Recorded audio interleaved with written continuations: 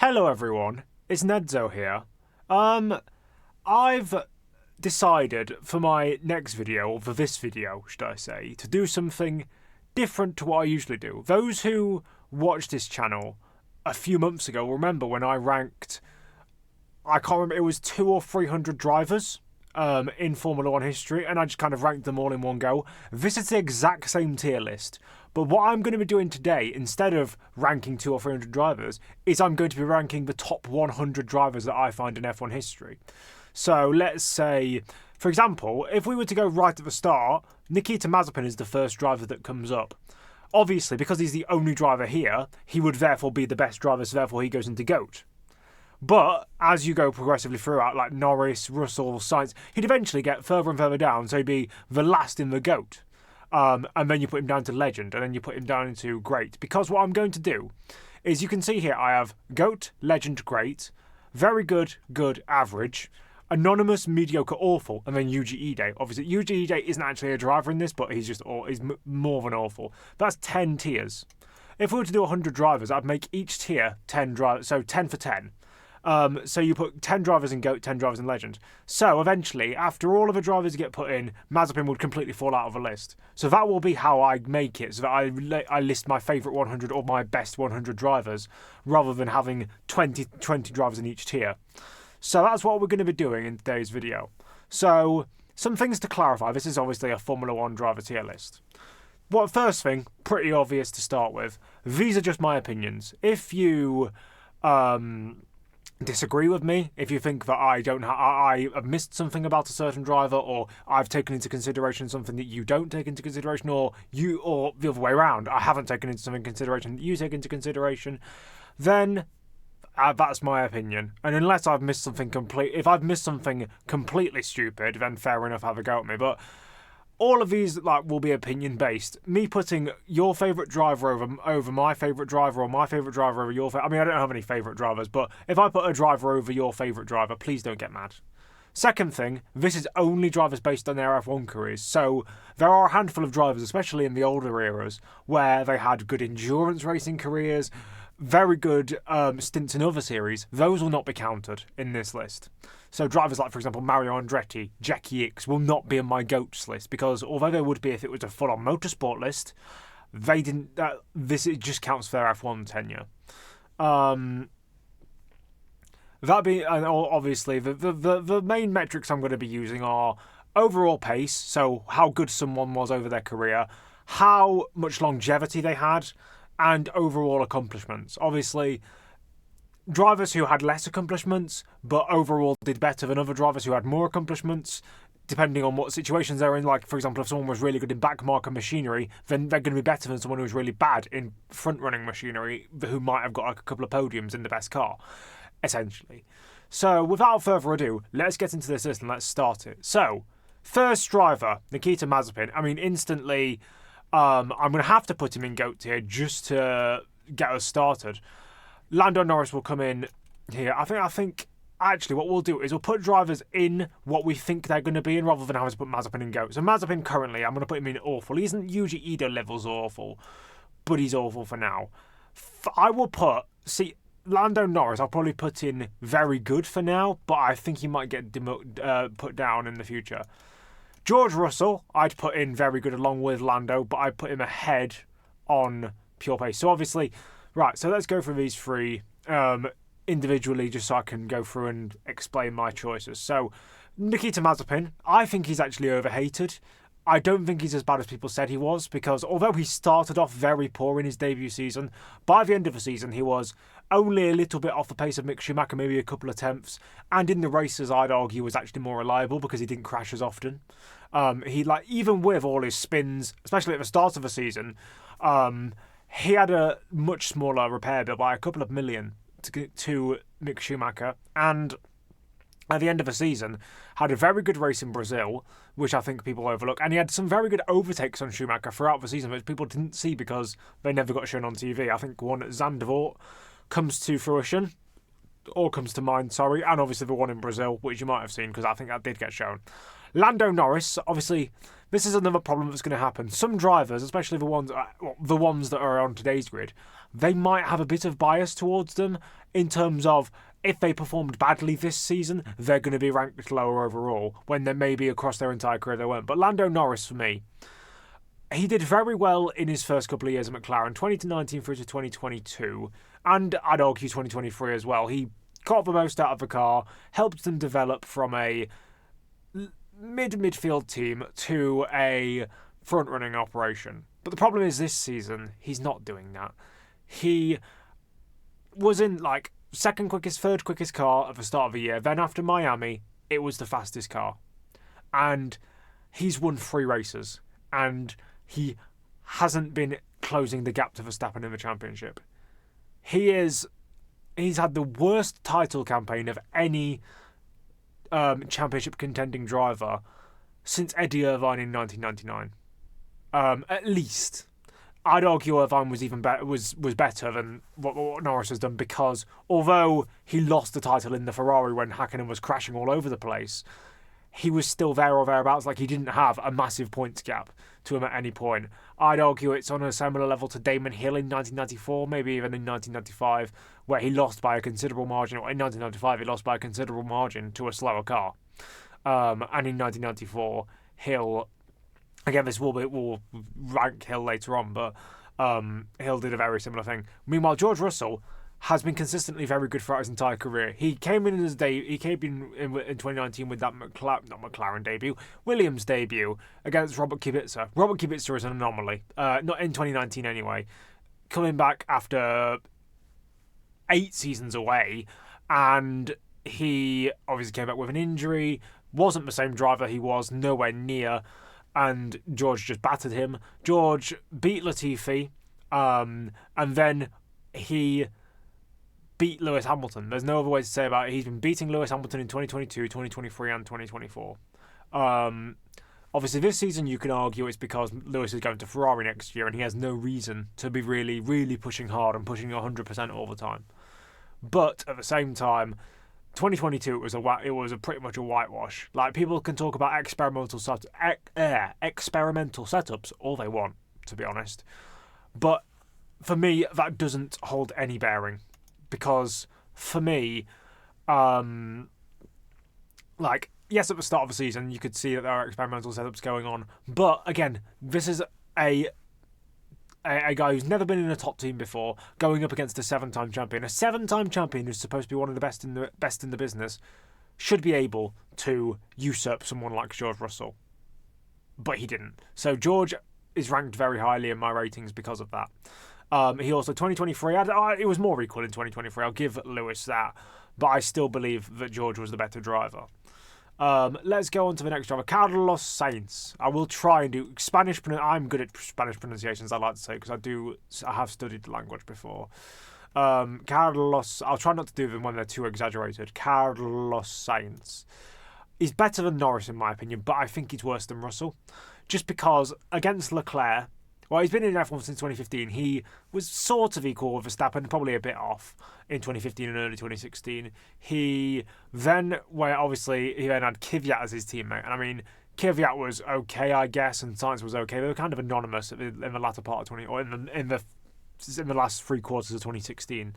2017, he spent his first half of the season, or first 2/3 of the season with Toro Rosso, and then the last third of the season with Renault. And he's very good against, who was it in 20? It would have been Brendan Hart. No, it wouldn't have been Brendan Hartley. It would have been Danny Kvyat again. And then he goes up against Nico Hülkenberg for the last part of the season, and he was very good. Very good for Renault in 2018. Most people forget he even drove for Renault because it was such a long time ago, and he's been at so many teams since. Stacked up well against Norris, was beating him especially at the start when Norris was like a rookie and a second-year driver. But then obviously for 2 years, he was with them for 2 years. Then he moved to Ferrari, and he's been good. He just, every team he goes to, he does a good enough performance. He's a solid B-tier, upper A-tier driver. If this was like a S, A, B, C, D, E, I'd say he's probably a solid lower A, upper B-tier driver. He's consistently there.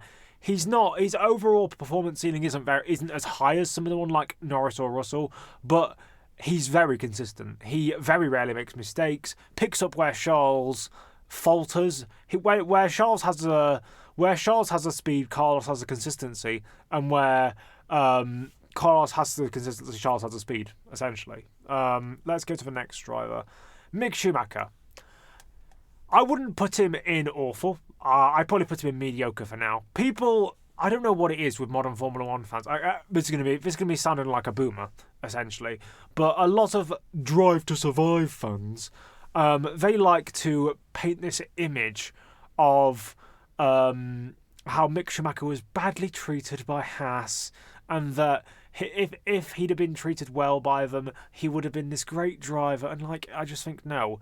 I admit, the circumstances surrounding him being at Haas and his team principal, they weren't ideal. Gunther Steiner, for me, and I'll say this, is the worst F1 team principal in the last 10 years. The only one that even comes close is Manisha Kaltenborn, and I can't remember when she left Sauber. I think it was 2014, 2015. So it kind of is on the verge of being in the last 10 years. Mick Schumacher, he had the upper hand on Nikita Mazepin to start with in 2021, but by the end of the season, I'd argue that they were very similar on pace. And with the 2022 upgrades, Mazepin likes a car that's not as twitchy as that Haas was. So I think that he would have adapted to the 2022 regulations better than Schumacher did, actually. But I think that the big nail in the coffin for me was Mick Schumacher against Kevin Magnussen. We've seen how Kevin Magnussen has performed up against Nico Hülkenberg. I like saying that now. We've seen how he performs up against him. He's not as good a driver. He's had his moments. He has had those moments where he's better than him, in the recent sprint races and stuff. But overall, no one's saying Magnussen's a better driver than Hülkenberg, and it's not even close. And Magnussen pretty much destroyed Schumacher. You could argue that as Schumacher was getting better throughout the season, the car was getting worse, so you couldn't see him getting points when Kevin got 6th at the start of the season in Bahrain. But I don't buy the hype. He was not people say, he won Formula 2, he was good in Formula 3. You can win the Junior Series all you want. It does not make you automatically a fantastic driver who's going to do well in F1. It just doesn't. There have been Stoffel Van Dorn, perfect example. He might come in this list, but he won't be in the top 100. But essentially, that's what I mean. And I've also just realised that some of these, if I'm putting drivers in the top 100, they are probably going to be It's not going to be great to have a top 100 driver being Yuji Ide. So I might quickly change some of these.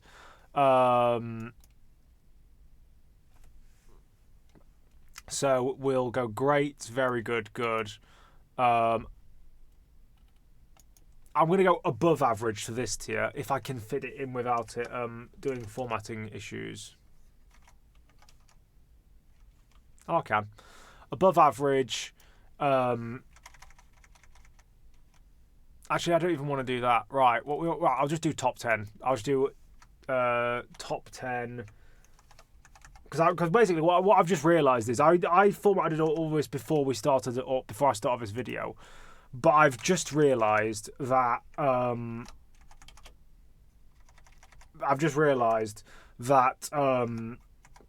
if I do that, because initially if this was to do all the drivers like Mazepin and stuff, it would be good to put him in awful or Yuji Ide, but it wouldn't work for top 100 drivers, would it? So I'll quickly format all this 21 to 30. 31 to 40, 41 to 50, 51 to 60. Sorry for all this boring stuff, guys. I know you want to get into it, but that's my formatting error. Don't click off the video now, but I wouldn't complain. It would be my fault if you did. 7180, 8190. Yeah, that's correct. I'm just thinking. Yeah, and 91 to 100. Perfect. So obviously these drivers are going to get bumped out because it's going to. I've put 891. Yeah. That's what I need. But yeah, anyway. back to what I was doing. So we did Schumacher. He's not going to be in the top 70 in the end, don't worry. Next one is Lance Stroll. He's better than Schumacher, but I'd say only a tier above. The annoying thing is with Stroll, he has such a high performance ceiling, unlike someone like Schumacher, who only got a handful of points finishes. But there are some moments where you look at him and you just go, what on earth are you doing? Case in point, the last race in Sao Paulo, where he just drives straight into the gravel instead of going round the runoff at that corner after he spins out on the formation lap. He will pull out, once a season, he will pull out an amazing performance, and you'll go, why can't he do this every single time? Or why can't he do this even a couple of times a season? Because there are some drivers that did bank on those performances, and it's very frustrating. For now, we'll put him there. I'm not sure if he will end up in the top 100. Yuki Tsunoda, I'd put a tier above Stroll. This might be recency biased, but his 2024 season, he's finally growing into that junior role. 2021, he was temperamental, crash prone, and had his moments. Obviously, people forget his best result of his career was that 4th place at Abu Dhabi in 2021, and everyone forgets about it because of everything else that happened in that race. But Yuki Tsunoda is a good driver. Again, I don't think he has a super high performance ceiling, but I think that if he was to, for example, get that Red Bull seat over Perez, I think he'd be similar to a Carlos Sainz. He wouldn't be he'd be temperamental, and not in terms of driving, not in terms of personality, but in terms of driving, he'd be like a Carlos Sainz. Mostly consistent and would kind of fly under the radar and just kind of get good points for the team without doing much. Guan Yu Zhou, again, this is someone who I don't want recency bias to affect. You take 2022 and 23, he had mediocre, middling, average seasons. 2024, it's been awful. He's been the worst driver on the grid, including Logan Sargent and co. But I will say that his first 2 seasons were decent. So therefore I'm going to put him in the same tier as Schumacher, but worse than him. Right, from the pits of the worst driver this season. Well, Hamilton hasn't been the best driver this season, but he's going to be the first driver for now who goes into the top 10. I mean, for now, he's probably going to stay there. But we don't need to explain this. 7 championships. And he said 91 wins. That's Schumacher. 105 wins now. 104 pole positions after Hungary last year. I'm not sure if he's got any since then. I don't think he has because he's been awful this season in qualifying. But we don't need to explain why he's in the top 10. Gerhard Berger can go in the next tier below that, I think, just for now. I think had he not been in the era of Senna and Prost, like if he'd have been born a decade later and he'd have driven because he drove from 1984 to 1997. If he'd have driven from 1994 to 2007, I think he could have easily got a championship driving for Ferrari, McLaren, Benetton would have later become Renault, ironically. So I think that if he wasn't in an era with Prost, Senna, I'm trying to think of other drivers he was teammates with, essentially. He was teammates with Senna. He might have been teammates with Prost at Ferrari one year. No, he wasn't. That was Mansell. But he was at all of the big teams, apart from Williams. He was at 3 of the 4 big teams from that era. Fingers. But that's what I'm saying. He was a very underrated driver. Got, I think it was 11, 12 wins in that time and was just a very good number 2. Another good number 2 is Valtteri Bottas, but he wasn't as good as Gerhard Berger. Look, I'm trying to put one person in every tier so far so you can kind of get it going. James Hunt. Actually, let me do a quick Valtteri Bottas thing. I mean, it's difficult to do. There's Bottas, 2013 through to 2016 at Williams. Fantastic. Proving why he was a good youngster who Mercedes could rely on for 2017. And then for 2017 to 2020, he was just middling. Let's be honest. He had a couple of good performances, beat Lewis sometimes in qualifying, and he got 20 pole positions, 10 wins. And now he's gone back to Sauber since 2022 and has been, again, middling. Like, 2022 is good, I guess. 2023, okay, probably less so. And then 2024, he started off kind of, and then has kind of grown into that bad, awful car. And I think he's got Q2 a couple of times. It's very difficult to judge him. He's obviously not one of the best. People say about how he would have been a champion if Lewis wasn't there, like, obviously.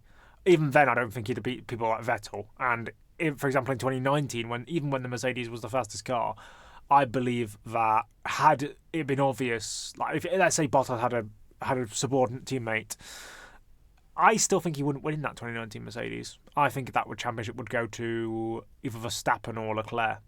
Maybe even Vettel. That'd have been an interesting thing to see. Anyway, James Hunt. James Hunt is another character where it's tough to rank him because his peak is higher than Norris, Sainz, Russell, Bottas, and Berger. Like his peak would put him around here. But his peak, he was only in F1 for 6 seasons. That's like, or 6.5 seasons. Maybe even, I don't know. Yeah, it was 6 seasons. Monaco 1973 to Monaco 1976. Sorry, 1979. Sorry. And he was only competitive, really, like in terms of driving up at the front from 1975 until 1977. That's 3 seasons. There's not really much to go on. Obviously, in his peak, he was just as fast as Niki Lauda, not as consistent, but just as fast as Niki Lauda. And I don't think we'll ever know whether the Ferrari or the McLaren of 1976 was faster, but I'd put them fairly equal. His peak is very good, but I think because of his longevity, I can't put him in the top 20. I'd put him in 21st, 30th for now, but he's ahead of Bottas, I'd say. Next up is Ronnie Peterson. Ronnie Peterson is a criminally underrated driver. He should have had at least a championship, at least 1 championship, maybe even 2. If he hadn't died, potentially 3. He was 1971 was his season where he broke out. He obviously made his debut in 1970 at Monaco.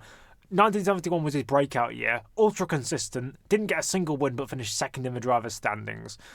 Stayed with March in 1972, despite the fact they had an awful car that year. Moved to Lotus, and he went into a team where Emerson Fittipaldi had just come off being a world champion.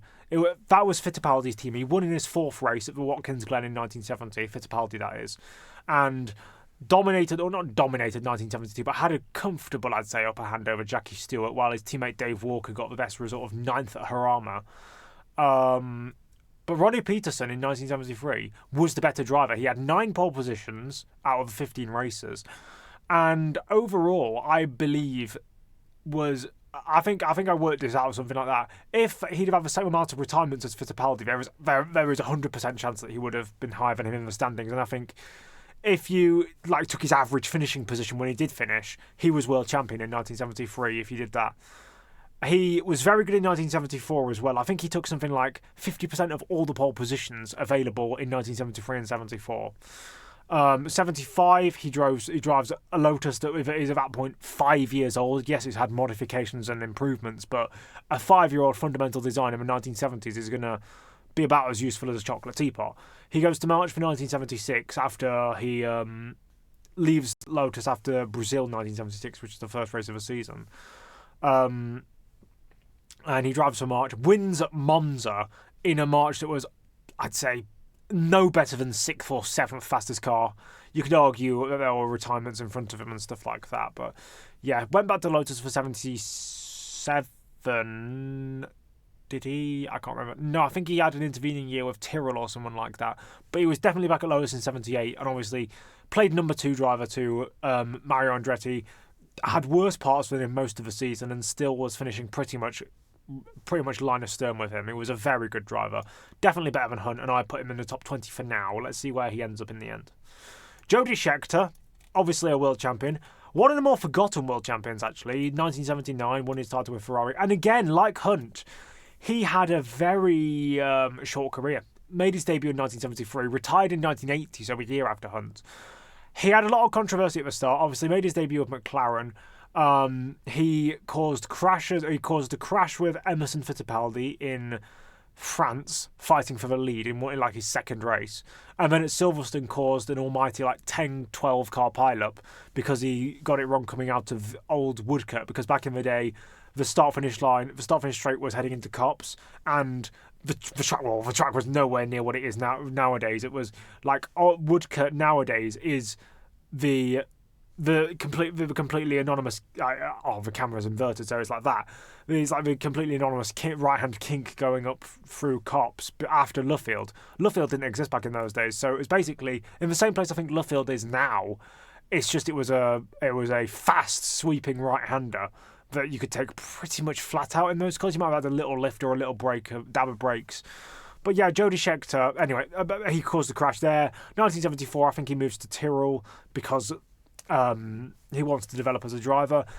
Becomes a solid race winner there, wins in the six-wheel Tyrrell at Anderstorp in 76. Keeps going through 77, and I think after 1978, when his teammate was Patrick Depailler, who was another underrated driver, goes to Ferrari for 79, I think, and wins the title. He had Gilles Villeneuve as his teammate. People like to say that Gilles was kind of number 2, so therefore it kind of dims his title a bit, and Gilles finished 4 points behind and stuff. But Scheckter was a good driver still, and obviously after Ferrari had their worst ever season in 1980, where they finished 10th in the Constructors' Championship, he retires. Very short career for a champion. Obviously, 7 seasons is nothing really notable. 8 seasons, actually, because maths, but 1 championship.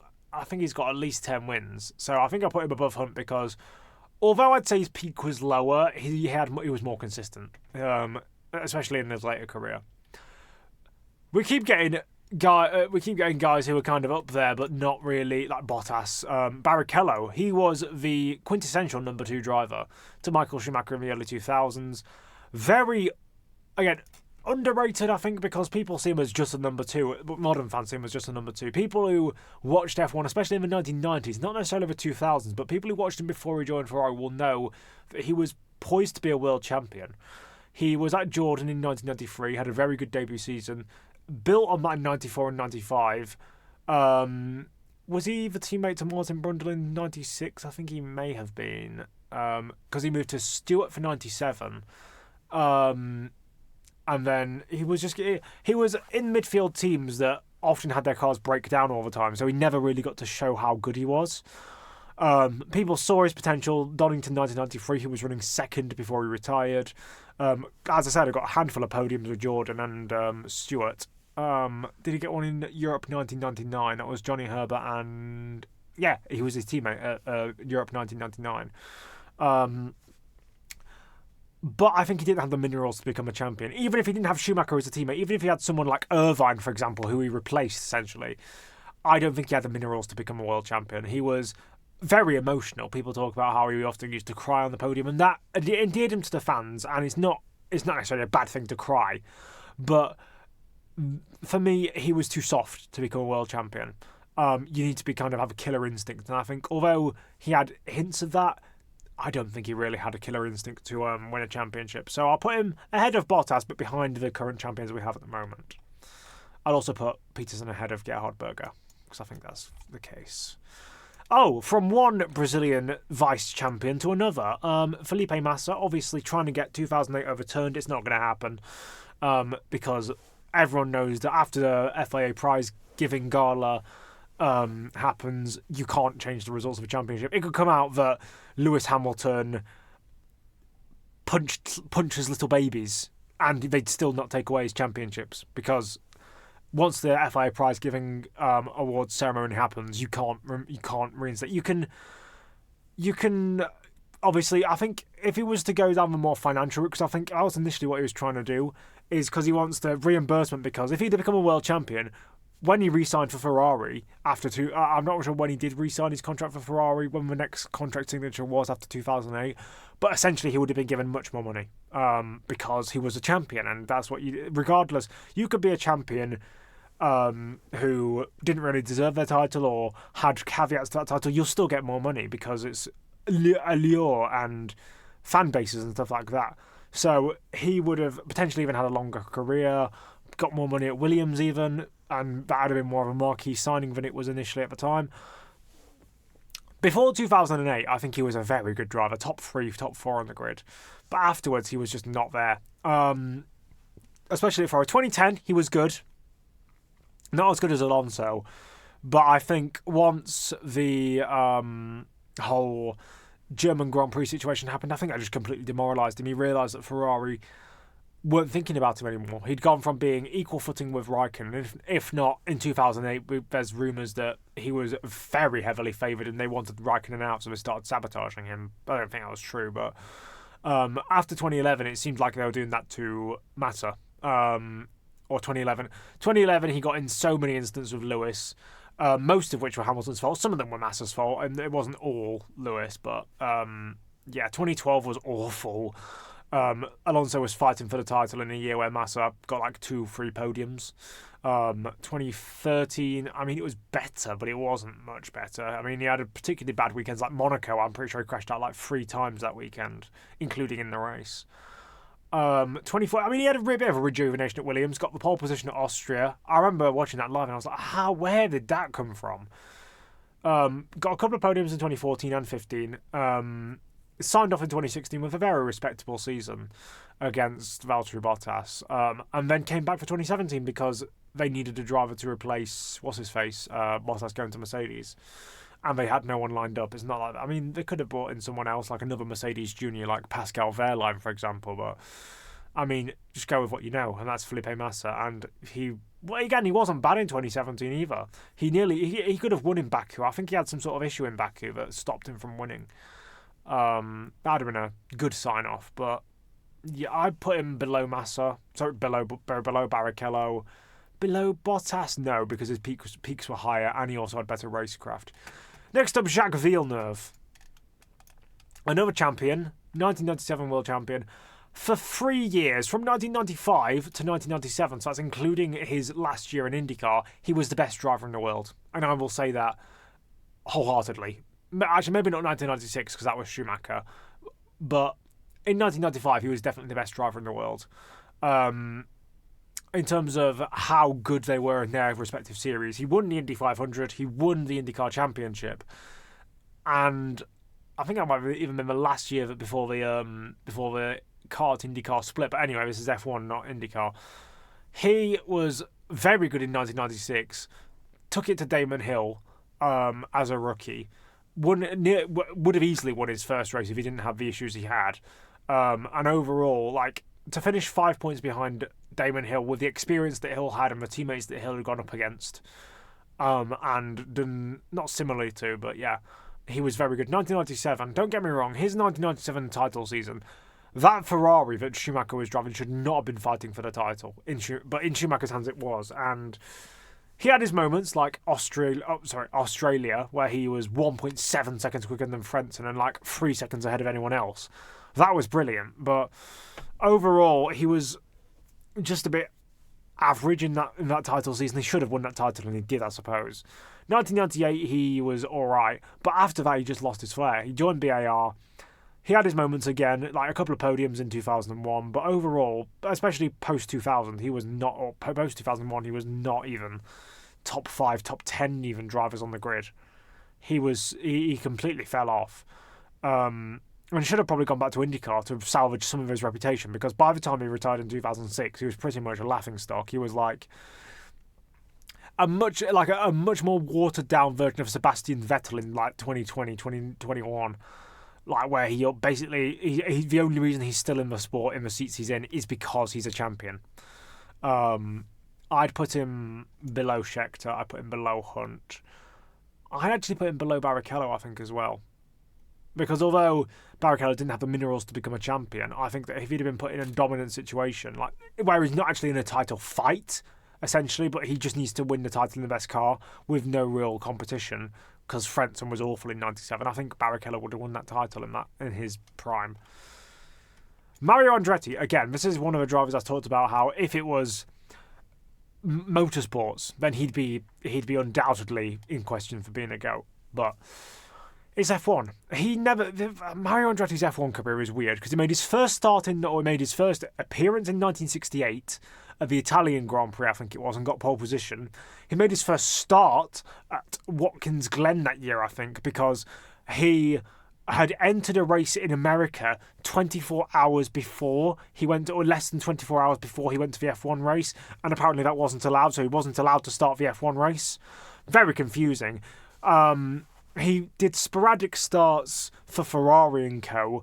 in the early 1970s. He won the 1971. I can't remember which Grand Prix it was. I think it may have been the American Grand Prix at Watkins Glen. But he made his first full-time campaign in 1975, driving for Andretti and Jones. And and was decent. 1976, he joins Lotus, wins his first race in a full-time career at Fuji. 1977 had the most pole positions that year, which was kind of building for 1978, where they had the Lotus 77. No, they had the Lotus 79. The development of the 77 and 78, sorry. And I mean, Peterson, I think, was the better driver because allegedly he had worse parts. But Andretti did what he needed to do to win that title. And pretty much after that, I mean, 1979, the Lotus was awful. 1980, even more so. 98, even more so. And then he joined Alfa Romeo for 81. And even when he half retired after that. I think he went to IndyCar for 1982. And even when he got called on to race at Long Beach because he was just in the area and Williams needed a driver because Carlos Reutemann had just retired. And he was mediocre there, but when he subbed in for Didier Pironi at Ferrari late in the season, it was like he'd never been away. He was 42 when he got pole position at the Italian Grand Prix, and he's still in the top 10 oldest pole sitters in F1 history. He's definitely better than Norris, Russell, Sainz, Bottas, Massa, Villeneuve, Barrichello. I'll put him ahead of Hunt because he also had more longevity. Scheckter, do I put him above Scheckter in F1? I'm going to say no. So you've got Scheckter, you've got Andretti, you've got Jones at very similar times. Won his championship in 1980. Came to prominence in the mid-1970s, driving for Shadow, or was it No, John Watson was Penske, Alan Jones was Shadow. Won his first race at Austria in 76, or was it 77? Watson was either 76 or Watson and Jones were 76 and 77, but I never remember which way around it is. I think Jones got his win first. I might be wrong on that. It might be 77, but I think it's 76. I'd personally say Jones can go into my...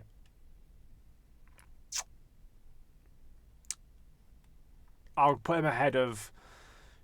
I'll put him below... Because he didn't have much longevity. He raced competitively at the top of the field from 1976 until 81, and then he retired and came back with Haas Lola, yes, in 85 and 86, and did a one-off appearance of Arrows in 83. But he just wasn't longevity enough. I've also just thought of a brilliant idea. What I can do, instead of putting them all in tiers that I think they might go in, just all put them in the top tiers and then move them down as we go along. So that's 1, 2, 3, 4, 5, 6. Wait, 1, 2, 3, 4, 5, 6, 7, 8, 9, 10. So we keep moving them down as they progress out of the top 10. So it's kind of a modicum of drivers just aren't in the middle of nowhere when they shouldn't be, kind of thing. So yeah, I'd put Jones below Andretti because he didn't have as much longevity, but ahead of Hunt because he had more longevity than Hunt. Carlos Reutemann, just as I was talking about him, made his debut at Buenos Aires in 72, got pole position on his debut on home turf. I think he was driving a March or a Brabham. It may have been a Brabham, actually. Was kind of, good for 1972. I don't remember much about him in 73, but he joined Ferrari in 74 alongside Niki Lauda. Or was that... No, that might have been Regazzoni. No, yeah, that was Regazzoni.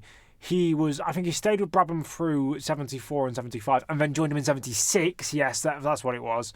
Joined him in 76 to replace Regazzoni, I think. Or was it 77? No, it might have been 77 that he joined. Again, it's drivers that have similar or names that start with the same letters that I get confused with. I don't know why, I just do. Like Reutemann and Regazzoni, very similar. Both start with RE, and they both drove at Ferrari in a very similar period. But yeah, he was definitely a very good driver. I think he could have won the 81 championship had he done better at Caesar's Palace. I think he was in contention in 79 as well, from what I remember. Because he was, actually no, because that was the year because he joined Williams, I think, for that year, and that was the first year they were competitive. He didn't get their first win. That was Regazzoni and Silverstone, because they were not only did they drive at Ferrari in a similar period, they drove for Williams as teammates. So you wonder why I get confused with them. But essentially, I'd put Clay Regazzoni. He's ahead of. I think he's ahead of all of it. I think he's ahead of Andretti even in terms of pure ability in F1. Don't worry, I'm not. I don't want to annoy my American followers. But I don't think I'll put him above Scheckter. That also moves Massa down into this category. You see how it's going? Their drivers are progressively moving down because you can't have more than 10 in a tier. Alberto Ascari. I mean, his position here is pretty much the same because he's better than Ronnie Peterson, but he's worse than Lewis Hamilton. It's a difficult one because he drove, again, we talk about short careers for champions. I think he has the short... No, actually, Giuseppe Farina might... No, Giuseppe Farina has a longer career, actually. Alberto Ascari does 1950 through to 1955 and doesn't even get to finish the 1955 season. He does... How many races were there? No, Argentina was the first race of the season, then Monaco. So he did 2 races. So he did 5 seasons and 2 races. 5 seasons plus 2 races. So 5 1/4. That would have been back in the day. Seasons. He was considered by Fangio to be, or Fangio, as you say in Spanish, to be his greatest rival, essentially. 2 championships, 1952 and 1953, in arguably the best car in Formula 1 history in terms of domination and how much better it was than anything else. But even when he wasn't in the best car, he was good. Like 1951, he won quite a few races, from what I remember. Not from what I remember personally from a time, but from what I remember reading about it. He was in general, like, I think... It's hard to judge him because obviously his most successful period is in the best car you could ever possibly have, and there's nothing else to go on. Like with Lewis Hamilton, you have his other seasons to talk about, or Max Verstappen or Michael Schumacher. But because his most prominent seasons were in the fastest car, it's very hard to rank him. But I think for now he's definitely in second place. David Coulthard, serial bottler in terms of championships. Gotta think, he drove... How many championship-winning cars did he... Or championship potential cars did he drive? The Williams in 1994, but he didn't do all the races, so it's unfair to say he should have won that one. The Williams in 1995 definitely should have won the championship, but that was more... It should have won it in the hands of Hill, but you can argue it for Coulthard as well. Drove the McLaren... McLaren in 96 and 97 wasn't one. So we'll say 1 for now for that 1995 Williams. 1998 McLaren, 1999 McLaren, 2000 McLaren, all competed for championships. 2001 McLaren didn't, but the 2003 McLaren did, in the hands of Räikkönen. He had 5 chances to win the championship and he won none of them. Admittedly, he had, Damon Hill as his teammate isn't really a good benchmark, but to have Kimi Räikkönen as your teammate, a young Kimi Räikkönen, Mika Häkkinen, like these drivers that he went up against were very good. But still, he should have, if he was like a properly good driver, he needed to get a championship, which is why I'd put him above Bottas, because he also had more... Like at the moment, actually, they have a similar longevity in terms of pure seasons, but it was harder to have a longer career back then, because he did 15 seasons. Bottas is now in his 12th season. He'll go into his 13th next year. Actually, no, he's not even racing next year, so he actually has more longevity than Bottas, ironically. I'd put him, at the moment 12th, but he won't stay there. Let me just check something. 1, 2, 3, 4, 5, 6, 7, 8, 9, 10. Oh, I've got to move Villeneuve down, and I've got to move Mazepin down. Oh, and Joe down. Right, I need to remember to leave that space, because otherwise I'm going to keep forgetting. Jack Brabham. Right, this is another one. I think he's better than Brabham. He's better than Ascari. 3-time champion. Made his debut in 1955. Did sporadic appearances. He appeared in the 1957 Pescara Grand Prix, pulled up on the side of a road, and because the track was so long and weird and literally held on public roads, he pulled up into a petrol station halfway around a lap when he realised he was running out of fuel and got more fuel. I'd essentially say his first properly, like, the season where you first knew who he was 1958. And no, sorry, 1959, his first championship year, because I'm pretty sure the first race of that season, I can't remember where it was. It would have been Monaco, or maybe the second race of the season. He got his first podium and his first win, and maybe his first pole position even. He was very much, as soon as he got in a championship winning car in that Cooper, he was the best driver on the grid. 1950 and 1960, he was definitely the best driver. But I think after that, because especially Cooper was bad in 1961, 62 he goes to make his own team. He gets beaten by Dan Gurney in 1963 through 65, and when he signs Denny Hulme, admittedly, he is 40 years old at this point, but he beats Denny Hulme in his first season as teammates and gets his third, but in 1967 loses to Denny Hulme. And don't get me wrong, Denny Hulme is a good driver, obviously, but he's not like world-beating. He's like, that would be the equivalent of like not mediocre one-time, because you can't be a mediocre one-time champion, but a lesser-known one-time champion like a Scheckter or a Jones, like we've covered, shouldn't be beating someone from their era, like for example a Lauda. He had good longevity, especially the fact that he was still, like, when he retired in 1970, the only reason he retired was because of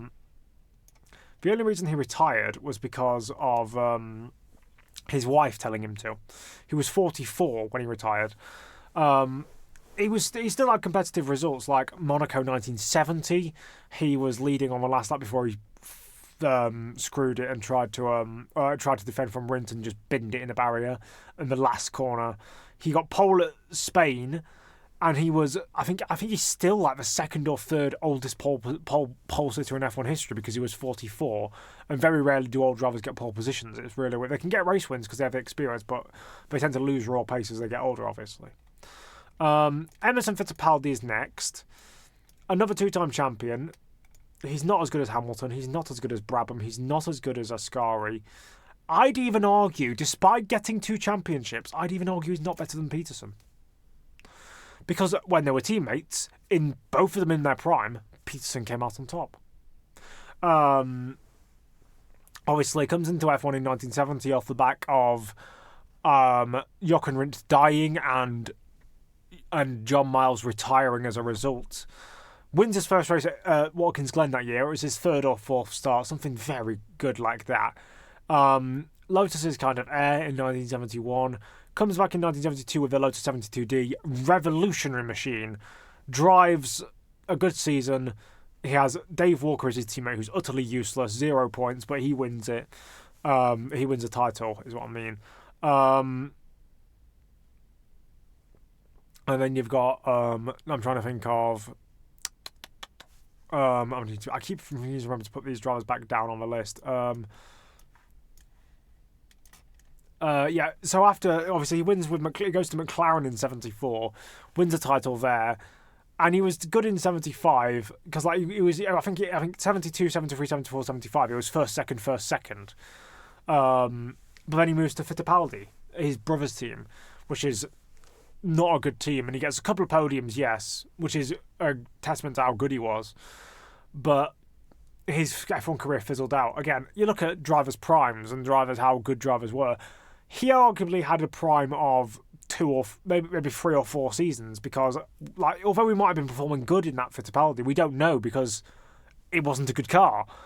And then he spends 4 years out of F1, does a test for Spirit in 1983, and then gets rekindled with motor racing and goes to IndyCar and wins 2 IndyCar titles, and I think it was 3 Indy 500s, or might have been 2 Indy 500s as well. Retires in 1996. But yeah, he was only, even including his Fittipaldi stint, he was only like 33, 34 when he retired. He was out of any good car by the time he was 30, which in that era of F1 is utterly bizarre. He was the youngest champion until Vettel came along, I think, because he was 25 when he won his first title, I'm pretty sure, which is very young for a champion of that era.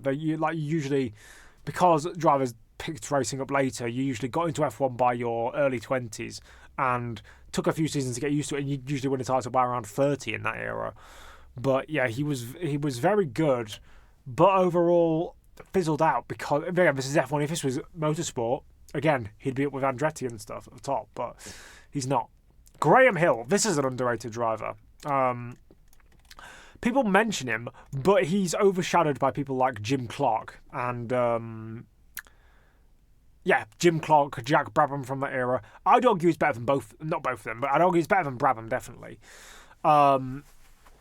while drivers like Fittipaldi, who we've just mentioned, spent very short amount of their career at the top. He's again, Graham Hill's weird because he comes in 1958, does a handful of races here and there, joins the BRM Works outfit, I think in 1961 or 1961.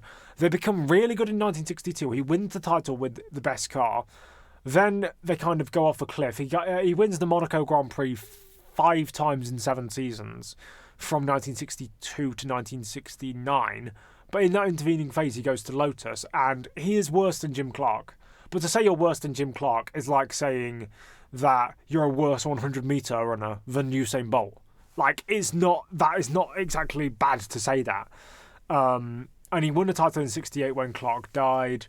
I mean, again, if we were talking about all-time motorsport, he would actually be better. He would actually arguably be in there for the GOAT because he's the only guy over Triple Crown. But after 1969 or even 1970, his F1 career just waned out because he broke both his legs at Watkins Glen in 69, and he was just old. Like, you got to think, let me just think of something. He is only 3 years younger than Jack Brabham. And he won his first, he was still competitive into his early 40s, but then, yeah, he just fizzled out because I think back in the day, because fitness and stuff was a lot less regulated and a lot less focused on, their body just couldn't keep up. Brabham not so much, because Brabham was still competitive when he was 44. But by the time Graham Hill retired in 1975, he hadn't been good for half a decade. He hadn't been even average. Like, he was literally just running around in his Embassy Hill cars. But still, I think at his peak, he was very good and quite underrated, as I said. He should arguably be a 3-time champion, because John Surtees, he was in contention to win the 1964 championship, and then Lorenzo Bandini took him out, Surtees' teammate. Again, there were allegations of his literally him being taken out on purpose by Surtees' teammate, but I don't think those are entirely true. I think there might be British media saying their British driver got taken out by an Italian, but I mean, it could have happened. He could, in alternate reality, if he joins Lotus, or if BRM gets better cars than Lotus, he could be a 3 or 4, even 5-time champion. Jensen Button. Now, he is a 1-time champion, but he's better than the likes of Jones, Andretti, Scheckter, these kind of guys, even like Berger. I wouldn't put him ahead of Fittipaldi, though. The reason why I say this is because, another reason why I put him ahead of Fittipaldi, don't put him ahead of Fittipaldi, because I think that's pretty obvious, because he's just not as good. But, I mean, 2009 wasn't his best season. Like, he got all the points he needed to at the start of the year, and then just kind of drove averagely for the rest of it. 2010 was a good season from him. 2011, I'd argue, was his best season. 2004 is up there as better than 2009. Obviously has a lot of longevity, 17 seasons plus the 1 race at Monaco in 2017. And overall, he was just kind of... you look at the record of teammates he went up against. He went up against Ralf Schumacher in 2000. And from what I remember, I don't think he was better than him, but he was a rookie. 2001, he misses a season. He comes back with 2002 in Renault. Or was he at 2000? Was he at Renault in 2001 alongside Trulli? He may have been. He was there in 2002. Moves to BAR in 2003. Beats Jacques Villeneuve, who, as we already discussed, wasn't at his peak, or even anywhere near his peak. Beats Takuma Sato, who also was a bit meh, in both 2004 and 5. He was with Barrichello in 2006. Gets their first win, so he obviously beat him. 2007 and 2008, they were in such a bad car that you couldn't know if he actually beat him overall and was the better driver. I mean, Barrichello had more points, I think, in 2008 because of his podium in Silverstone. But he beats Barrichello in 2009, obviously, because I think Barrichello had a tendency to start off seasons poorly, or not as well, and do better later on in the season. So that's what they had with him. 2010, starts at McLaren, and he is just as good as Lewis, in my opinion. Like, he had several times where he got taken out due to no fault of his own, Spa and Monaco, and he was, in general, like, people expected him to, like, I think, be a kind of subordinate to Lewis, or kind of a good, not number two, but kind of a good foil. But he's the driver. He gets the first race win of the season in Australia, and in 2011 he's much better than Lewis. Like, it's not even a question. He was arguably the second best driver that season behind Vettel. I mean, 2012 was awful. He had good peaks, good highlights, but overall, wasn't really good enough overall. 2013, I mean, he got a couple of run-ins with Perez. 2014 to 2016, again, quite underrated because I think he was just as good as Magnussen, if not slightly better. And then I think Alonso beat him in 2015, and then he beat Alonso in 2016. It was something like that, or it was the other way around, and he beat him in 2015 and Alonso beat him in 2016. But you look at the calibre of teammates he's had, and he's stacked up well against all of them. You can't knock that. So I think he deserves a bit of a higher position than just being a one-time champion. Stirling Moss, though, that's a difficult one. Obviously 0 championships, but the second most wins of the 1950s. You look at seasons like 1958 should have been his. But I mean, 1958 should have been his had he not retired at 32, 33. I think he would have easily been I mean, not easily, but I think he could have won a championship in, had Lotus got good. Like, at the same time, because he was at Rob Walker Lotus, he could have easily joined the Lotus Works team or BRM or someone like that. He could have easily been in an alternate universe, he could have even been a 3 or 4-time champion. Obviously, 2 gentlemen later really win one, though, ironically. Came second, I think, 4 years in a row. Came third 3 years in a row. Like, him having 0 championships is not a reflection of his ability. I'd put him ahead of Peterson. I'd even put him ahead of Ascari. I wouldn't put him ahead of Brabham, but I'd put him ahead of Ascari. Because I think, as I said, he stacked up well against Fangio, arguably the greatest of all time. He wasn't, I'd say, he was at points a little bit far off him. But again, it's like, as I said, it's like saying you're not as good as Usain Bolt in the 100 metres. It's not, or you're not as good as Lionel Messi at football. Like, it's not a bad benchmark. 1956, he was driving for Maserati, which wasn't really a good enough car to win the title. 1957, I don't even remember what car he was driving. He was driving the Van Wars, wasn't he? And I think they were kind of in their building phase before 1958 when he and Tony Brooks not fought for the title, but they advanced on the title trying to beat Mike Hawthorne. And obviously he has a couple of, not lull years, but lull years by his standard, finishing third. And then he has his accident on Easter Sunday or Monday at Goodwood in 62, and that just cuts his career short. Very frustrating because we didn't know how he would have done in his last couple of years. Comes back in like 1980 for like a BTCC season or race or whatever, but he's nowhere near as good as he was, and he's like 50. So what do you expect? He's not been in a driving seat for like 15, because he did try and come back.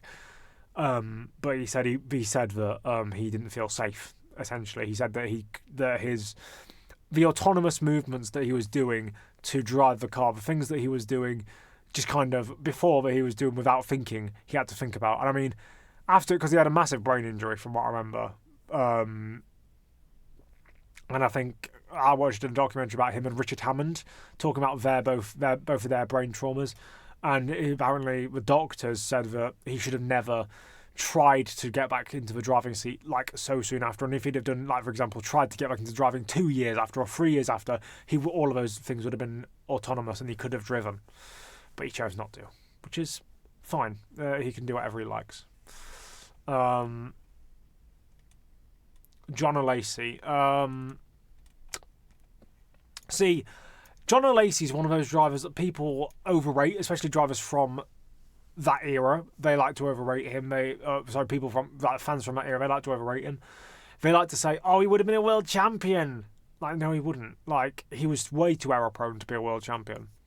And he never seemed to, he's never seemed to try and rectify his mistakes either, which is the worst part. He had very good moments, like Phoenix 1990. I can't think of any more, but he drove for Tyrrell, Ferrari, in one of our weaker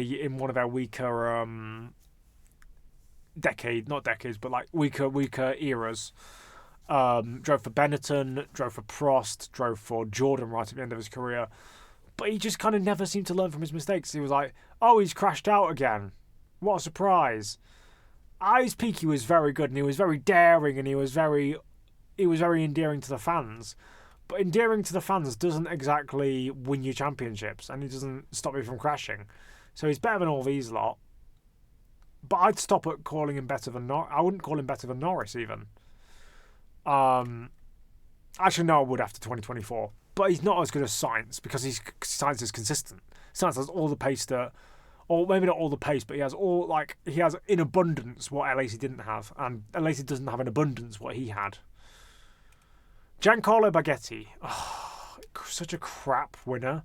He might have won a race, but I did a video on this. That exact picture, actually, is the video I used in my thumbnail. Sorry, the picture I used in my thumbnail. He's undoubtedly the worst race winner in F1 history for me. Because you look at all of his other results, I don't think he even got a top 5 in the rest of his results. He came in 1961, won 2 non-championship races, won the French Grand Prix, and then just fucked off into the ether. Sorry for the language. He just didn't do anything. I don't know what happened to him. Either he was a bolt out of a lightning, and he just I don't know what happened to him. Lorenzo Bandini, meanwhile, he was another one-time winner from a similar era, actually. 1961, Baghetti got his win at the French Grand Prix, but 1964 was Bandini's. I'd argue see, again, this is a guy who died before we could see his full potential. Died at Monaco in 1967. I think he was like 32 when he died, which nowadays, you'd say if someone's dying at 32, you usually have a lot of a good base to tell how good they were. But considering it wasn't alien for drivers to start their careers at the age of like 25, whereas nowadays, if you're not starting your career by about 20, then you're washed. I don't think we can really know how good he would have been. Because I think he might have made his debut in like 1962, 1963, but he really came to prominence in 64 when Surtees won the title, and when he won he didn't win the Mexican Grand Prix. That was Ginther in 65. I'm thinking of. He won the Austrian Grand Prix in 64. Sorry, Zeltweg, which was a boring. People call it a boring circuit, but if you actually drive it, it's not that bad. Because people see the layout and they go, oh, it's 4 corners, but it's not. 2 of the corners have double apexes, so it's more like 6 corners. And while, yes, it wouldn't be good for modern day F1, I actually believe it was a decent track to drive when I was driving it in period cars.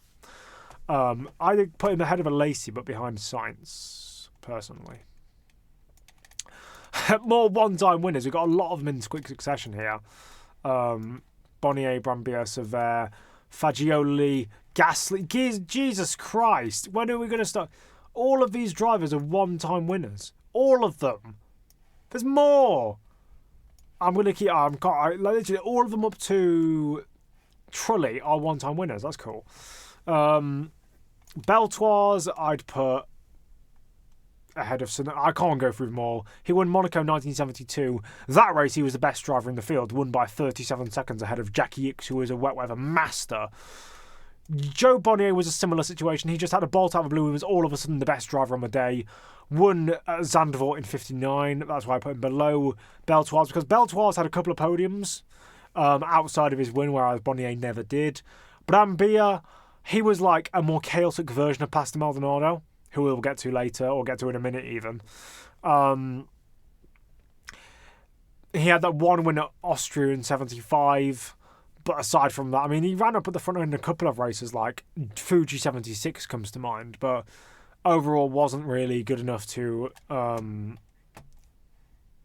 Francois Sever, I think he's better than all of these actually because he was a future champion.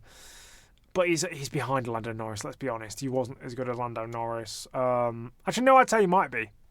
Because he ran at the front for like quite a few seasons, actually. Luigi Fagioli. If F1 was from the 1930s onwards, this guy would probably be up in the, not the top 10, but at least up here. But came too late. He won one race. I mean, he has the highest podium finish record of anyone who has more than one race, I think, in F1 history. So, I mean, you could... I mean, because literally, like 1950 was him just picking up the scraps of where Farina and Fangio didn't get results. And, yeah, so... And obviously won the 1951 French Grand Prix because he was told to hand over to Fangio, and he then retired from F1 immediately. So his last race was actually his last win. I'd put him ahead of Beltoise and Bonnier and Brambilla on that thing, but he can't be better than Norris. Even though I'm not going to bash Norris that hard. Gasly has had much more of a basis to work off. And he's a solid midfield driver. I'd put him up there. I've just realised that I put all of these drivers in this tier and I haven't moved anyone down. So I need to do that. Down, down, down, down. I don't know why I just made that noise. Just autism. You guys are used to my autism, though. So. Oops. I didn't mean to put Baghetti down there. Where's Baghetti going? He's going to go... I'd say behind Stroll, ahead of Schumacher or behind... I'm going to put him ahead. Peter Gethin. I mean, his win was on merit. He didn't look into it, but it's arguably one of the worst ways to win an F1 race. Drafting races in Formula 1. It's not that they don't require much skill, but they're much more down to luck. Like, for example, in NASCAR, that is literally a style of racing where it's not... Well, it is a little bit of luck, but it's also actually driving well and actually timing your runs and stuff like that, which you might have done. But in Formula 1, where it's all about wheel-to-wheel racing and about that... The plaudits of stock car racing don't really translate. And that's not a shade on stock car racing. That's not a shade on anything, essentially. I'd put him... I actually put him behind Brambilla. I put him on the next row. Richie Ginther, he deserved more than one win. He was known for he was teammates with Dan Gurney a couple of times. Obviously, led the Honda Works project until John Surtees came along in '67. As a driver, won the 1965 Mexican Grand Prix, like I said, and was overall a very decent driver. I'd argue, but I was definitely better than the likes of Sever and De Lacy and Bandini. I'd put him ahead of those lot and put him there. Inez Ireland won the 1961 US Grand Prix, the first ever F1 race held at Watkins Glen. To be honest, I don't remember what happened. I'm not sure. I'm pretty sure it would have been one where he won off his own merit. Or maybe, I don't know, Phil Hill. Well, if he'd beaten... There's no way he beat Phil Hill, Wolfgang von Trips, and... Actually, it was Ginther, who was... Sorry, I keep getting hiccups now. Who was in that Ferrari. So I'll say he was better than Brambilla, because he wasn't as crash-prone. Better than Bonnier from that era, but he wasn't better than Beltoise, so I'll move Bonnier onto this lower tier. You can see how it's starting to formulate now. This is a lot better the way I've done it than the previous, what I was doing before. Kovalainen. I'll bring all of the one-time winners up onto here, so it's just a lot easier to just kind of push through them all. There's so many of them. There's 34 in the entire history of F1, so it looks like they're all kind of bundled together, but hopefully they will be spread out later on. Kovalainen, better than Stroll, better than Tsunoda, better than Geffen, because his win wasn't... it was fluky because someone retired in front of him, but he wasn't he could have won other races as well. He's better than Brambilla. I'd probably stop at... No, I wouldn't stop at Bonnier. I'd stop at Beltoise. Kubica, a lost talent in many ways. Well, not in many ways. Definitely. People like to talk about he would have become a champion. I agree. But that doesn't mean he's instantly top 30. Well, actually now, top 30 in this current list, definitely. I'd put him above Fagioli, behind Gasly. Because, again, pure ability. You talk about pure pace, pure raw talent, he's better than Gasly. But in terms of longevity, he had what 2000, or he had 2007, or he had last half of 2006. So half a season, 1 season, 2.5, 3.5, 4.5 seasons, and then 2019, which we're not going to count realistically because it would detract from his reputation. 4.5 seasons isn't enough to say that someone's better than someone like Gasly, who's been doing it for how long has it been now since Gasly made his debut? 7 years. And again, it's annoying because if we're talking about pure talent, Kubica would be ahead of a lot of these drivers, even arguably on the level of Sainz. But you have to factor it in. Right, Pastor Maldonado. This is going to be one of my most egregious takes of the entire video because I am a big Maldonado sympathiser. Maybe sympathiser is the wrong word, but I believe he's very overhated. I believe had he been given the right tools, he would have become a world champion. Because genuinely, in terms of raw pace, he's one of the most impressive drivers I've seen.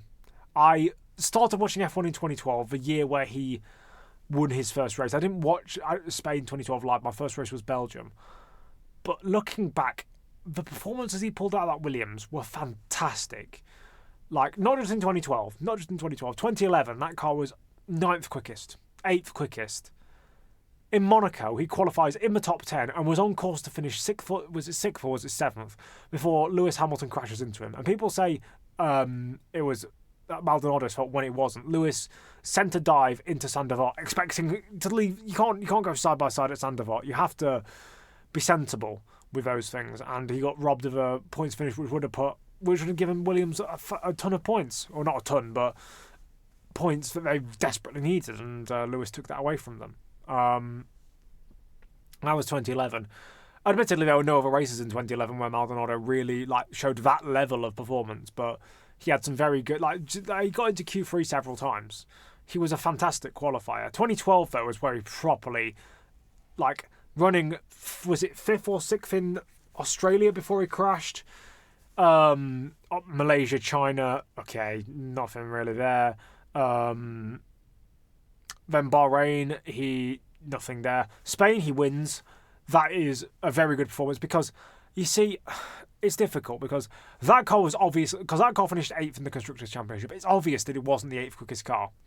But it's also obvious that it wasn't 4th or 5th. I'd argue that car was probably 6th or 7th quickest, and that Bruno Senna, although the thing is, Bruno Senna, for Lotus Renault in 2011, when he stood in for Heidfeld, was decent. He got a couple of good points. He was similar to a better version of Mick Schumacher, I'd say, where I put him on the same level as someone like Vincenzo Liuzzi, Adrian Sutil in 2011 spec, where they weren't overly special, but they were they were underperforming the car, but not to a level where it was horrendous. I think his 2012 season was worse than his 2011, Senna that is. But I don't think that if that car was really 4th or 5th quickest, or had these flashes of potential at certain circuits, Senna would have at least got one of them. The problem is, Senna wasn't an overall bad driver. He was more inconsistent, I'd say. And he did have a lack of pace, but he had his good moments. And if given that Senna was like that, he would have, if the car was that good, he would have got, let's say, not a podium, but let's say got a top 5 in qualifying. But he never did. So that's why I think Maldonado was underrated. He obviously won in Spain. Monaco is the perfect dichotomy of Pastor Maldonado. He goes from winning to having a stupid incident in practice and getting himself right to the back of the grid and then blowing up at turn 1. That's the dichotomy of Maldonado. That's him at his best, followed by him at his worst. Canada, I think, was that the year where he was going purple in qualifying and then spun out on the last corner? That might have been. Then Valencia, running in a podium position, again, in a car that definitely shouldn't have been there, qualified in the top 5 at least. He might have even qualified on the front row. And then, this is another thing that I don't like. I think that was Hamilton's fault, that incident. Because Lewis sees he's got a guy going around his outside, just completely forces him off, gives him no room whatsoever, and forces him to take evasive action. People talk about how Maldonado should have backed out. No, he shouldn't. because you can't really back out around it. Because it's a switchback chicane, the only thing Maldonado could have done to not gain an advantage would have been to cut the corner and then let Lewis back through, because by cutting the corner he'd have gained an advantage, or lift off. And that is not racing. Having to back off completely because another driver decides you're not having any room despite there being plenty for us to go side by side, I think that's anti-racing. The same way I think it with Verstappen, and the same way I think of it with... I'm not just hating on Hamilton. I think that was another lost podium. Next one was Silverstone. I mean, he had a stupid incident while fighting for like 7-4-6 with Perez. Germany, I think he was just kind of air. Hungary had an incident with Paul di Resta, which nowadays would have been maybe at most a 5-second time penalty, because essentially he... I think he overtook di Resta off track, or he forced di Resta off track, or something like that. Literally like a tiny bit of wheel banging. Nowadays would be at worst a 5-second time penalty or a 10-second time penalty, but you got to drive through. Spa qualifies on... he qualified in 6th, jump-started, got to 2nd, and then got taken out in the melee that Grosjean caused. Again, that was another lost podium, potentially. Monza was mediocre. Singapore, another great race, qualifies in the front row, running 5th, and then he gets a hydraulic failure. He could have got a podium that day again. I've done an entire video on Pastor Maldonado. I'm going through his entire 2012 season. But essentially, his career was just littered with... Like, don't get me wrong, he had things that were his fault. He had incidents that were his fault. I'm not denying that. And he was probably 50-50 into things that were his fault and things that weren't his fault. But he was vilified by... Well, I'm not just going to go British media, because that's what everyone does with Verstappen nowadays. But essentially, he was. Like, he had run-ins with Hamilton, and people acted like he was always at fault when he wasn't. He had a very good 2012 season. Like, if you get rid of both his mistakes and the times he was taken out of good positions, he would have finished like 6th or 7th in the driver's standings in a Williams of that era, which is amazing. So yeah, I mean, 2013 was a bit lackluster. He didn't really have any good moments. 2014, I mean, he was better than people think he was, because people think he was like destroyed by Grosjean when he wasn't. And in 2015, at the end of the season, he was best of the rest. I mean, once the Venezuelan oil money dried up, he did kind of just disappear, which you could argue maybe he was only in the seat because of that money, but I think he could have got a seat on merit as well. I think he also just maybe was bored of F1 and wanted to do something else. But he's definitely better than Beltoise, definitely better than Fagioli. I'd argue better than Kubica in terms of an F1 career. Better than Gasly. I'd put him behind Norris. I think that's where I'd stop. Jochen Mass. You go from a driver who is extremely underrated, in my opinion, as a driver who just most people don't know. One race win, it's at Spain in 1975, arguably the most controversial or most infamous race in F1 history. Outside of that one win, he was awful. I mean, even with that one win, like, he only got it because everyone in front of him pretty much crashed out or had problems. He qualified 11th in a McLaren in 1975 when his teammate Emerson Fittipaldi was fighting for a championship. He was there from 1975 to 77, and he was just awful against Fittipaldi, against Hunt. Don't get me wrong, two fantastic drivers. No one is expected to beat them, really, unless you are another world champion. But he never did anything of note. So he goes, I'd say, behind Bonnier. I'd put him behind Brambilla even. I'd say he's ahead of Geffen. Luigi Musso. One-time winner, 1956 Argentina. Died in 1958 at France. Again, he deserved more than one win, I think. That'd be fair to say. He was in the team with Peter Collins and Mike Hawthorne, two fantastic drivers in their own right. Too aggressive for his own good, especially in his era, because the reason why he died was because he was trying to win the French Grand Prix because he had the biggest prize purse of the season and he had extreme debt. Better than Kovalainen, better than Beltoise, better than Fagioli, but not better than Kubica, I don't think. Let's just move these guys onto the next row, because I remember 10 people per row. Alessandro Nannini, as one of my fellow podcast hosts, Ace Shield would probably say. He can probably butcher, that's probably a butchered pronunciation. Alessandro Nannini. he got his win for Benetton in Suzuka in '89 when Prost and Senna decided to terrorise each other. Again, had his career. Another driver had his career cut short. He severed his arm in a helicopter accident in 1990. Lost talent, really.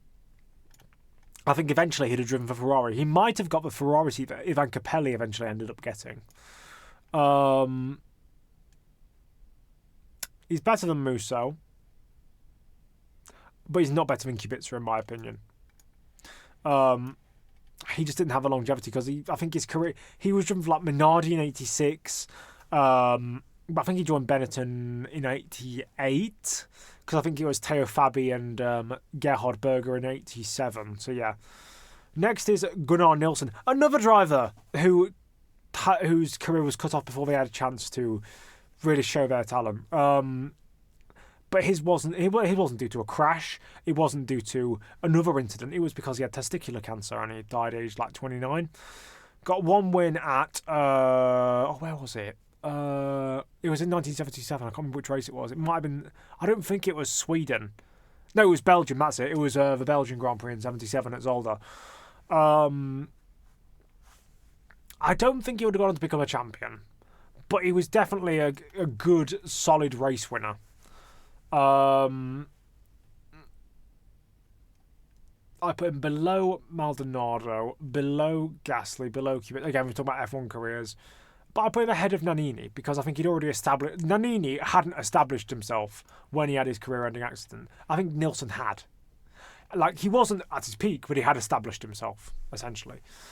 Esteban Ocon, more modern driver. Obviously got his win at Hungary 2021.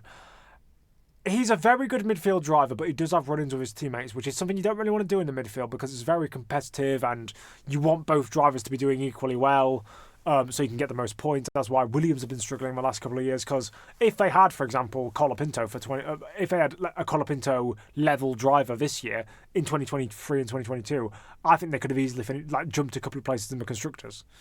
But Ocon... Yeah, he's had run-ins with Gasly, he's had run-ins with Alonso, he's had run-ins with Perez, he has run-ins with pretty much every teammate he has, bar Ricciardo. I mean, if you have run-ins with Ricciardo, then there's something really wrong with you because he's probably one of the most docile drivers on the grid. Or was, anyway. I put him ahead of Fagioli, but behind Musso, personally. Carlos Pache. That's not a Spanish name, that's a Brazilian name, so I don't really need to go to Carlos. Obviously, Interlagos is named after him. Autodromo Jose Carlos Pache. And personally, I'd put him... I mean, his one race was 1975 Brazilian Grand Prix. He died in a helicopter accident. He was another driver who had gone too soon. I'd say he was better than Nilsson because he'd established himself more than Nilsson had. And he'd actually established himself more than Kubica had and Gasly. Do I put him ahead of Maldonado? Yes. As much as I love Maldonado and I think he's underrated, I can't put him below can't put him ahead of Carlos Pache, sorry. Oliver Penis, as Richard Hammond once quipped. Another lost potential driver. If he hadn't have had Canada 1997, he could have not become a world champion, but he could have definitely at least become a double race winner and kind of established himself as a very solid upper contender. Kind of like a later John Alesi, like John Alesi later on in his career, just without the crashing, hopefully. 1996 Monaco, that race win was very good. But had he not had the accident, as I said, I think because he was better than Ocon, better than Musso. I think Musso I actually rated a bit too low because he was technically in the fight for a couple of championships. So I'll put him there. Sorry, I'll put him there. I'll put Panis. Yeah, I think there's about right. There is about right, to be fair.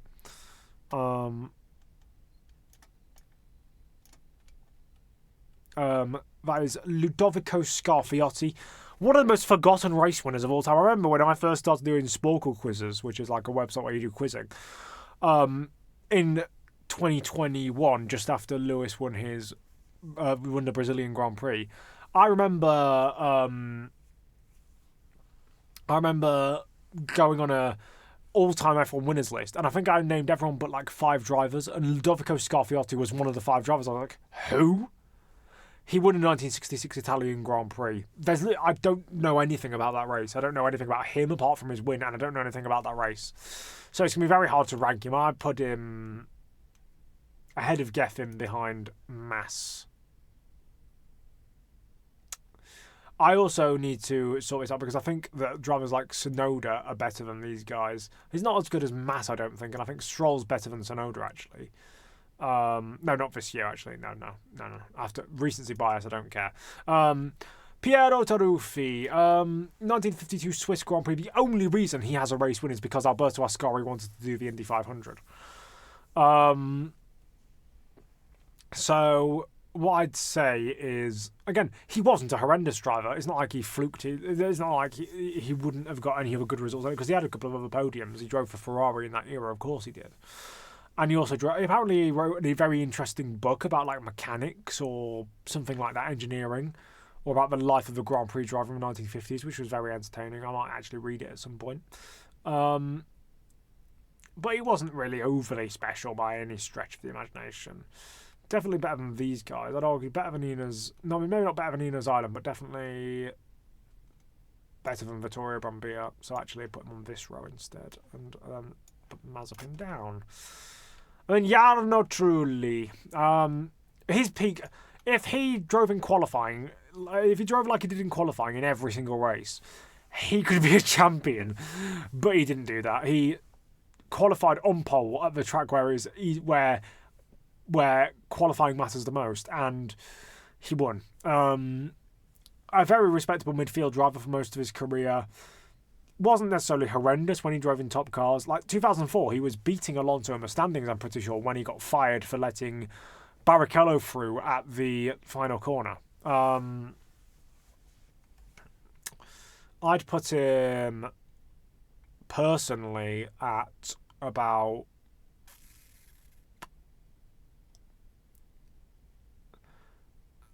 better than Nilsson behind Musso.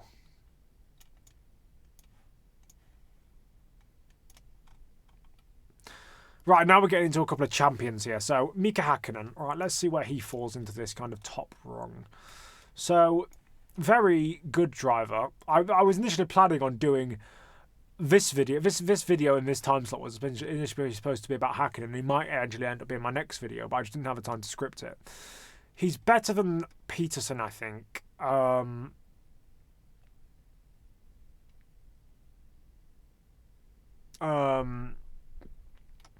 I'd actually argue I might actually put Peterson up ahead of Ascari. I will put Häkkinen ahead of Ascari as well. Do I put him ahead of Peterson? Yes, but I won't put him ahead of Moss. Or will I? No, I think he's got to go ahead of Moss. This is tough. Let's move all these guys down.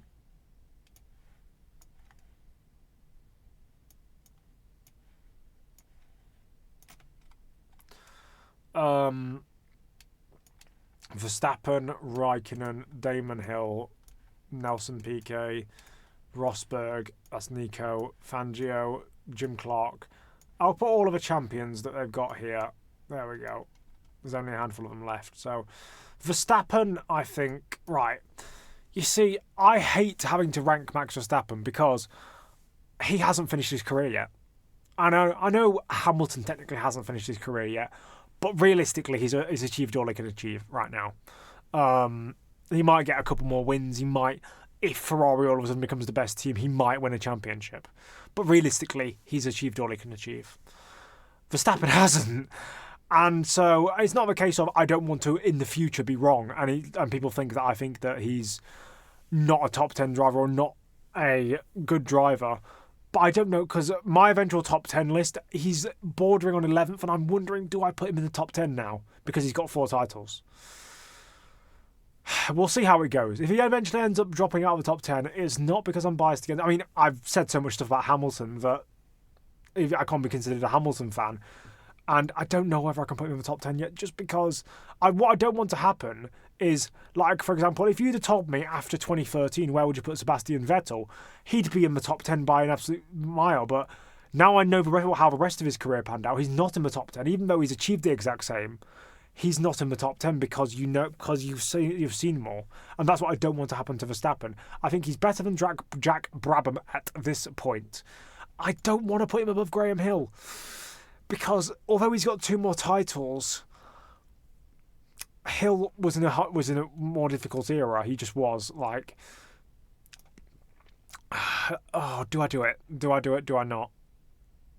I'm gonna do it. There we go. Kimi Räikkönen. Here again, his peak is fantastic.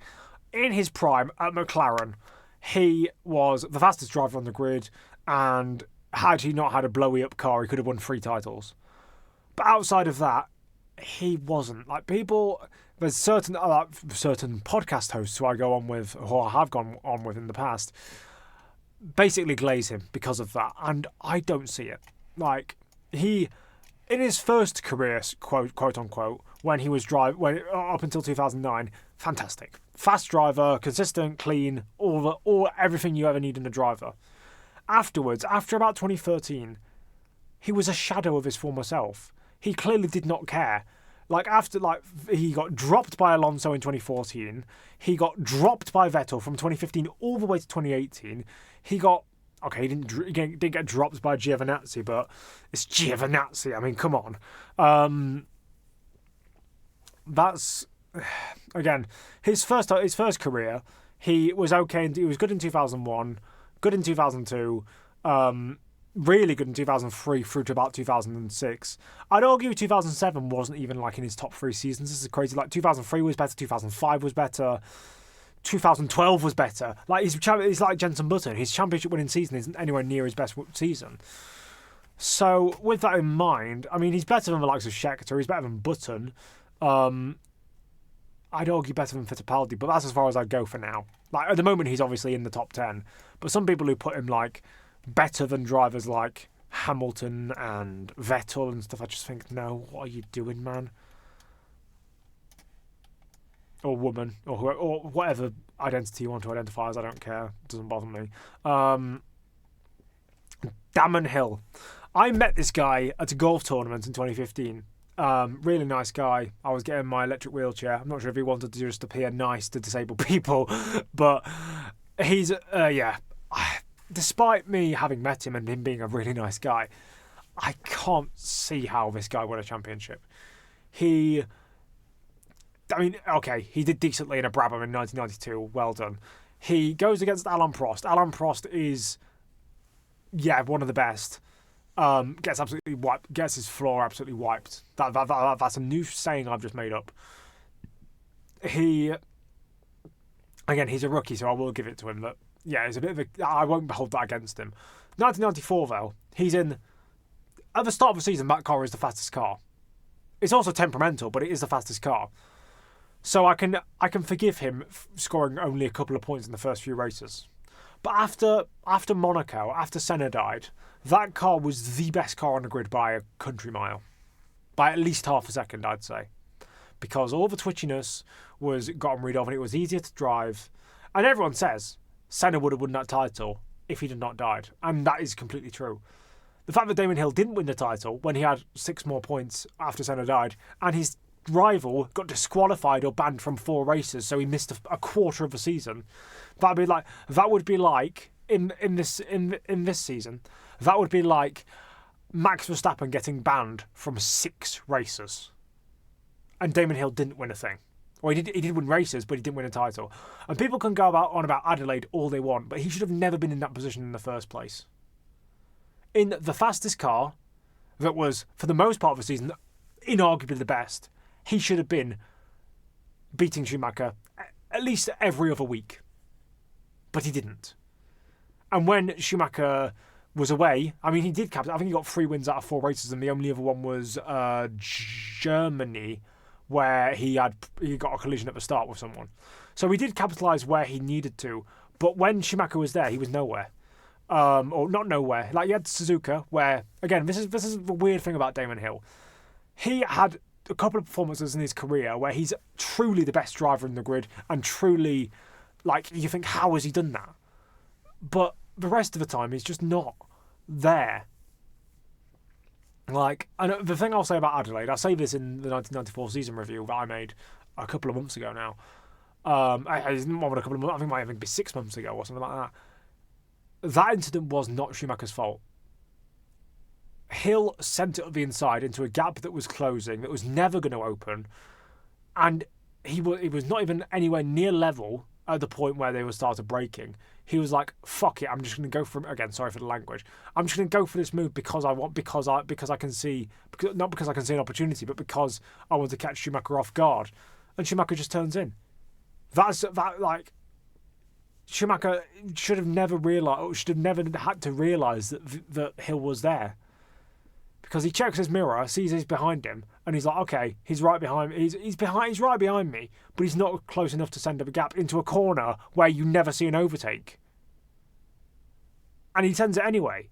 And then he goes, oh, that was on purpose. And then again, British media, I don't want to use the cliche because it's now a cliche, but British media say, oh, it was on purpose. Like, yeah, turning in on purpose, that's because he wanted to make the corner. He didn't turn in on purpose to take Hill out. That's what I think about that. Because if you look at any racing rules from any period, Schumacher doesn't get penalised for that. Hill, nowadays, he wasn't ahead at the apex. He wasn't even alongside during braking. The only reason he got even to the point where they made contact was because he sent it so far into the corner that he might not have even made it if Schumacher wasn't there. He went for a dire move where he could have, like, if Schumacher was as damaged as people thought he was with his like rear right toe link bent, Hill could have waited a couple more corners and he would have gone past easily because Schumacher's tyre would have fallen off or he'd have had to come into the pits.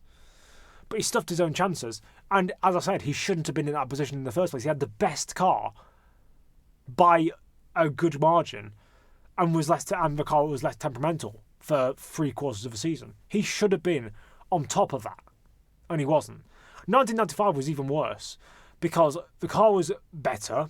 People might say, "Oh, well, Benetton won the constructors," but they had Johnny Herbert in the second car, and for some reason, Hill and Coulthard decided they didn't know how to drive in 1995. But also, going back to 1994, this is another one of my big takes. We'll get to him later. But Nigel Mansell, I think if Nigel Mansell had have taken over from Senna after he died and did the entire season, because he did a couple of races, but he didn't do the entire season. If it had been Nigel Mansell the entire season, I think he'd have won the championship. That's a very alternative history. But in Adelaide, I think he showed why. He outqualified Hill by 0.6 of a second. Admittedly, he had done a couple of races throughout the season, so he was kind of acclimatised to the car. But he got pole by 0.6, and then I don't think he bottled the start on purpose, but I think he just didn't want to be in the. I don't think he wanted to be in the title battle and kind of, or didn't want to get involved with Schumacher and Hill. So we kind of, I'm not sure if he did wheel spin on purpose, but the fact that he just kind of dropped back after that kind of proved it. I think if he'd have been fighting for the title that entire year, I think Mansell would have won the title because he had a lot more daring, a lot more courage. And obviously Hill lost it in 1995. And he was worse than Coulthard, arguably. Although he finished ahead in the standings, I'd argue that he was worse than Coulthard. He crashed into Schumacher twice, both of which incidents were his fault. People might say, Takino in Monza. No, he might have switched sides, but still, if you've got a car in front of you, you brake earlier than the car in front of you, so you make sure you don't hit it, not just drive straight into the back of it.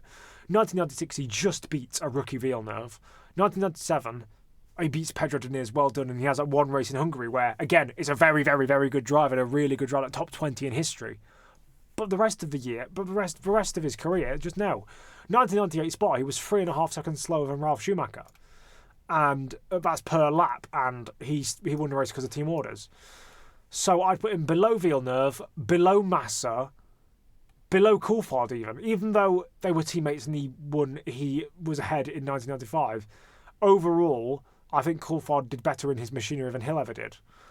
Bottas, that's where I'd go to it. I wouldn't put him ahead of Bottas, or below Bottas, sorry. I'd also put Russell and Sainz above Bottas, I've realised, because that's... I think that's also fair. Let me just quickly move these guys down. Because I did a video on Damon Hill basically criticising him, and I had a lot of people in the comments saying, like, oh, he got 21 wins from 1993 to 1996. Schumacher had 22 wins. Therefore, they're just as good. And it's like, no. Look at the cars that Schumacher drove in that era. He drove Benetton, like the 1993 Benetton was nowhere near the best car. The 1994 Benetton was not the best car. The 1995 Benetton was not the best car. The 1996 Ferrari was a shed on wheels. Whereas Hill had the best car in all of those seasons, and he still didn't have it. He might have been like one win between them, but still. Anyway, Nelson Piquet.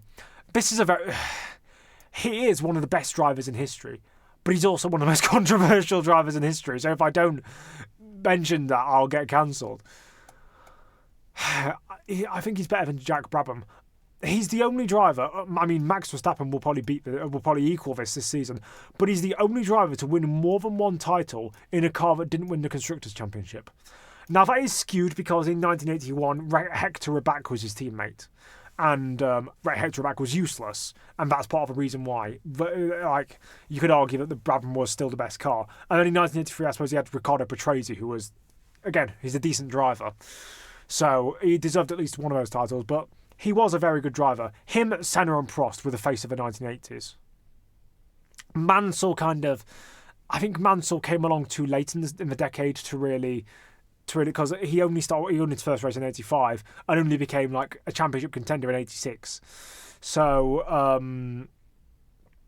and I think Senna was known as a known quantity from the Monaco Grand Prix in 84. Whereas because of Peter War and his quabbles with Mansell, he wasn't really focused until he left Lotus, so that kind of compromised him. Nico Rosberg. See, people are in two camps of Rosberg.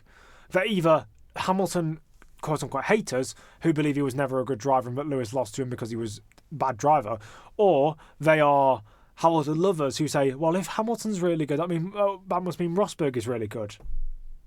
And I'm somewhere in the middle. Because to win a championship against Lewis Hamilton, you have to be good. But Hamilton had an awful season.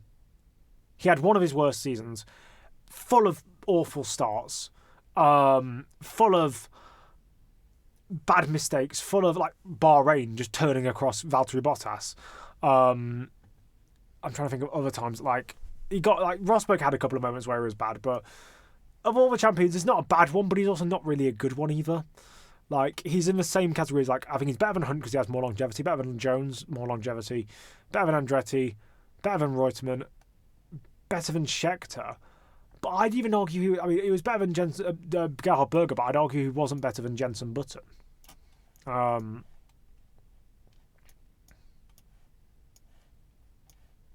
So, yeah, we move all these guys back now. Fangio, right. Instantly, for me, he goes to the top of this list, for now.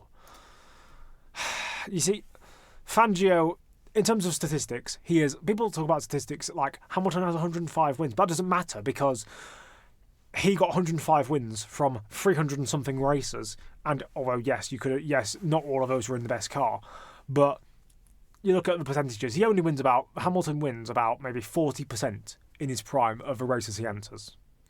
Like 10 or 11 win seasons in a 20 race calendar weren't completely alien to him. Fangio had a win percentage of that across his entire career.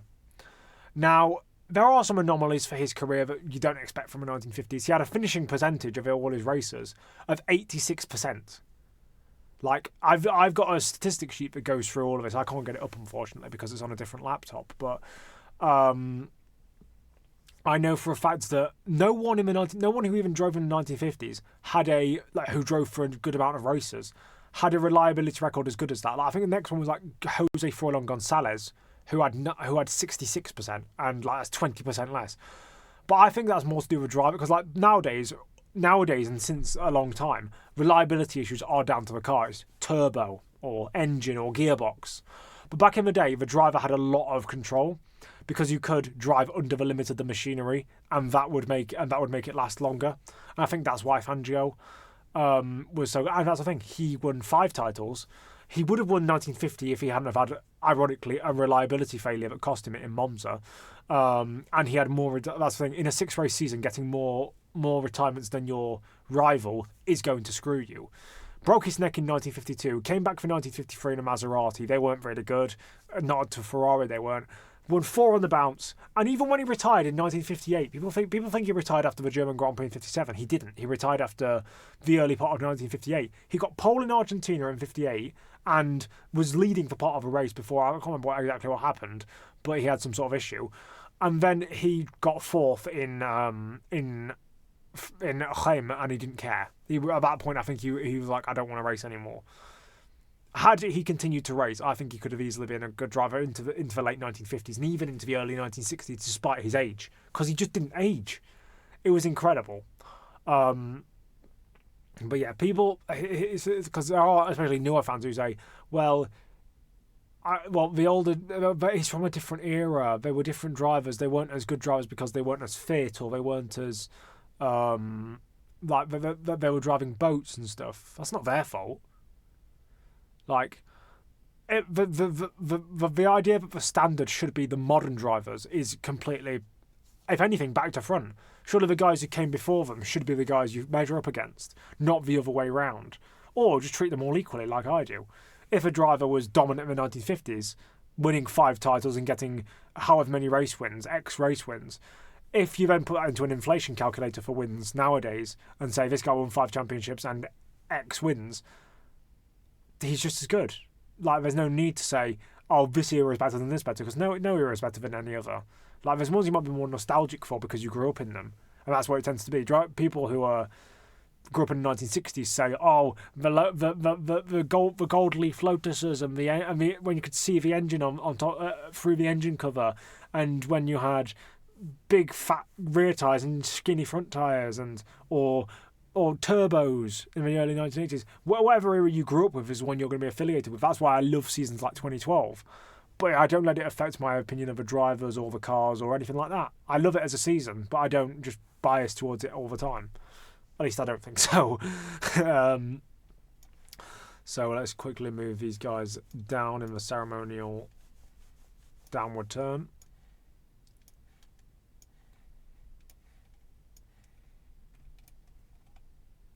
Jim Clark, he instantly goes ahead of Fangio. For me, Fangio is what Clark would have been, and it would have been, and a little bit less had he managed to finish off his career.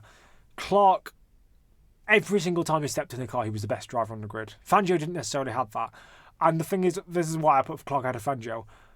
Apart from Nürburgring 1957, for the nerds among us watching, name one good race that Fangio had, or one legendary race that Fangio had. The proper nerds will be able to name at least one or two, but I can't, and I think I'd like to think I have a lot of knowledge about the sport. Whereas Clark, maybe it's because I'm British and I consume British media, and because Fangio, for example, didn't speak English or didn't speak it publicly. There's not a lot of British media or English media surrounding it. But like with Clark, I know, for example, about 1963 Spa. I know about 1967 Monza. I know about all these like the Tasman Series races. Whereas with Fangio, you don't. I know that Fangio raced in Turismo Carretera, and he did a lot of endurance racing before the F1 Championship existed. But the fact that Clark had a lot more going for him in terms of like memorable moments puts him above for me. And if people disagree with that, absolutely, you can disagree, because you might say Clark died before he had a chance to reach his full peak, and that's completely fair, and that's a completely fair situation, because I think Clark could have won, if he stayed at Lotus for his entire career, which would have again been very probable, would have won 1970, the Rinse title. He would have won 72, which was Fittipaldi's title. He could have challenged in 73 and 74. He could have won. I argue that even though he was 32 when he died in 68, I think he could have been 42 and still competing if he'd have kept up his fitness. I think he could have still won Mario Andretti's title in 78 and been like a 6 or 7 time champion. But yeah, moving on to the next guy, Niki Lauda. Niki Lauda is very underrated in my opinion. I put him ahead of Hamilton because he was essentially a mini Fangio. He drove to the limits of the car, no more, and often underneath to preserve the car. He was very smooth. He was very thoughtful in terms of how he drove. Very respectful, no nonsense, but respectful at the same time, which is something that can be very hard to do because often people who are no nonsense can seem arrogant, or big-headed. But he was no nonsense and respectful at the same time, which is, as I said, a very hard thing to come by. And he was very good towards the back end of 1974, dominated 1975, dominated the first half of 1976. If a crash didn't happen, he would have dominated that title. Dominated 1977, got bored after 1978, came back after 3 years out, which is something that no other driver has managed to do, and win a title. Won the title in 84, despite being probably a 3/4 of a driver he was in his prime. And yeah, for me, he won every single chance at a title he had. People say 1976, but after getting half burned alive and not being he was not up to his full potential that entire rest of the season, and yet he still challenged Hunt, which for me is amazing. He was a fantastic driver, who I think has gone under the radar. He is like a mini Fangio, and we'll get to him later, a mini Alain Prost. Very conservative, but drove to what the car needed, and didn't hold back, and was very good. Jackie Stewart. Let me just quickly move these guys down. He was the pioneer of safety in F1, but in terms of on track, he had some fantastic races. Germany 1969, Spain 1971, had fantastic events where he was just so much better than the rest of the grid. But obviously retired before he really had a chance to. He was born in 1939, wasn't he? So he retired at like 33, 34. So he'd pretty much, his career had not completely run its course, but he would have retired within 5 years, essentially. Probably, had he not retired already. So, and Tyrrell were going down by that point, and he might have joined someone like Ferrari or Lotus. He wasn't as, but although he drove only for Ken Tyrrell, he wasn't as bound to Ken Tyrrell as I think Jim Clark was to Lotus. I'd put him below someone like Graham Hill, good one, Owen. Below Nelson Piquet, but ahead of Jack Brabham because he has more. He didn't drop off the way that Brabham did.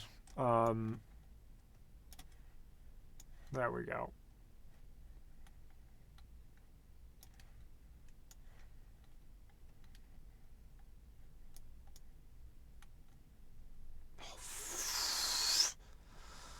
Can you see me? Can you hear me getting annoyed? Yes.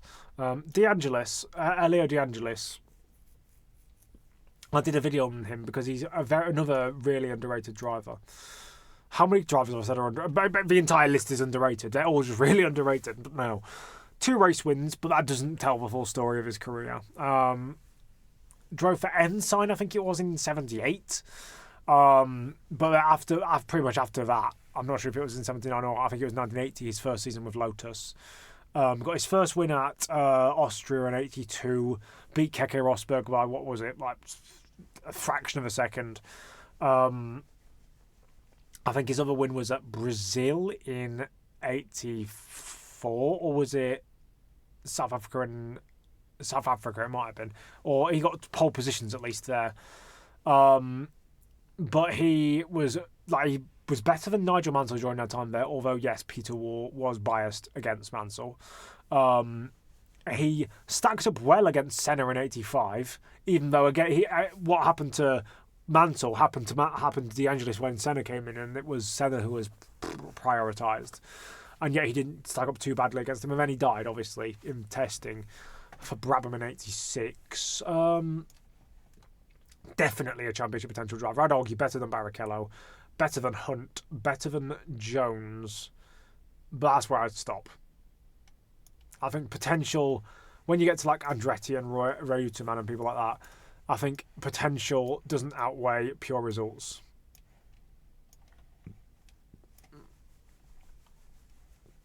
Patrick Depailler, another driver that died before they had a chance to reach their full potential. But luckily he had a lot of success with Tyrrell and with Ligier before his crash at Hockenheim in 1980.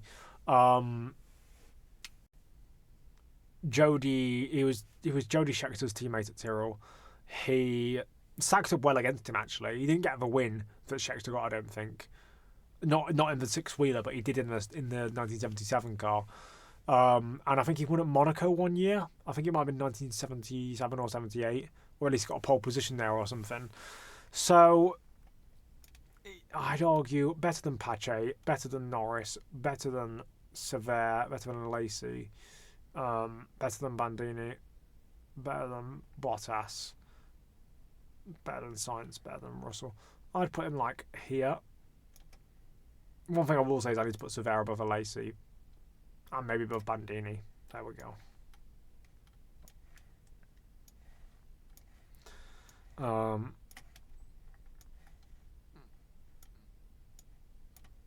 Now, Jose Furlan Gonzalez. I mentioned him earlier.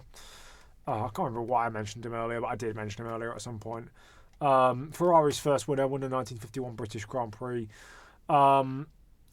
He was a bit of an anomaly because he didn't do... after, like, 1954, he didn't do any full seasons. And I think he won one race in 1951 and one race in 1954.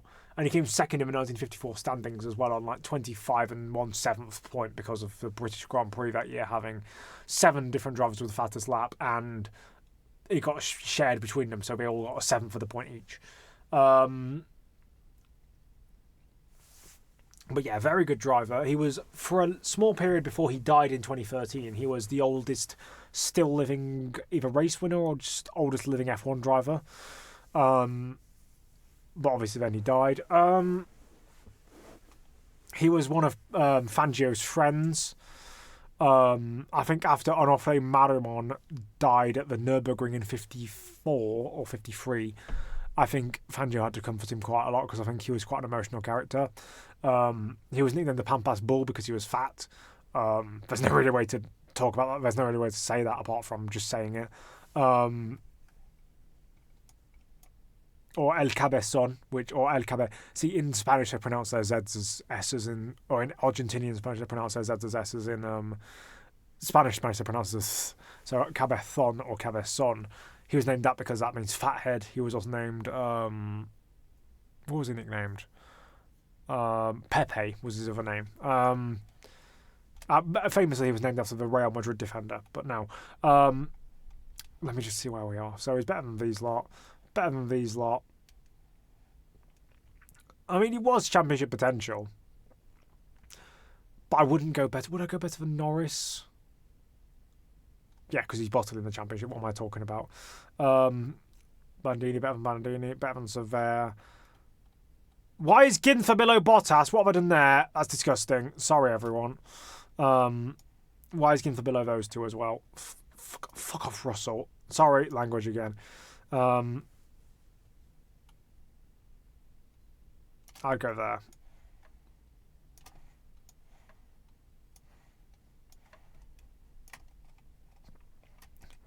Jean-Pierre Jabouille. He's your boy. I'll leave. He got 2 wins for Renault in the early days of the turbo engine operation. I'm pretty sure he had some engineering background, so they signed him for that reason. Won at Dijon in 1979. A French driver in a French car with a French engine with French tyres, winning it in France. But overall, he was kind of an average driver. If he wasn't in that car, he wouldn't have won anything, which is kind of obvious. If he wasn't in a car, he wouldn't have even entered the race. But he was worse than Pache, worse than Maldonado, worse than Gasly, worse than Kubica, worse than Musso, worse than Trulli, better than Nilsson, I'd say, personally, in my opinion. Again, if you disagree, then you may, or you're allowed to disagree. Charles Leclerc, or whatever whatever other names you want to call him. See, obviously he's better than Sainz. I think that's a benchmark we start with. Better than Gonzalez, better than Russell, better than Ginther, better than Depailler, better than Hill. I argue better than Hill. Better than Coulthard, better than Massa, better than Villeneuve, better than Barrichello. Actually, no, I wouldn't. Better than Barrichello. Actually, no, I would. Barrichello. But I wouldn't go better than Hunt. The reason why I put him ahead of... I don't know why. The thing is... Some drivers look out of place because, like, for example, I wouldn't... If you said to me, is Charles Leclerc better than Jacques Villeneuve was? I'd say no. But that's because Charles Leclerc has had a very good career in a very short space of time. Jacques Villeneuve... well, I don't know, because he had a very short career, but he's had a quite short career, but it's been a good career, and he's not finished. Whereas Villeneuve, we know after his BAR stint, after his Williams stint, he was awful. Well, not awful, but was mediocre. Perez is another problem because you take his entire career into account, he's up there with the likes of Sainz and Leclerc. But nowadays, like, if I was to put him in that, I am going to probably put him in a similar category, but if I was to properly do that, I'd get slaughtered because people are like, oh, well, in Red Bull, he's awful. Well, look at before Red Bull when he was winning races and getting podiums of Force India and Racing Point, mate. He's better than Alesi, I think. Better than Bandini. Better than Sever. Better than Bottas. Both as a like a number two, and I mean, maybe not as a number two nowadays, but definitely in 2021 and 2022 is a better number two. But is he better than Sainz? As he's over his career? Oh, this is difficult. Because if this was 2011 to 2020 Perez, or even 2021 Perez, I'd definitely say so. But now I can't say it. So he's got to go below Sainz.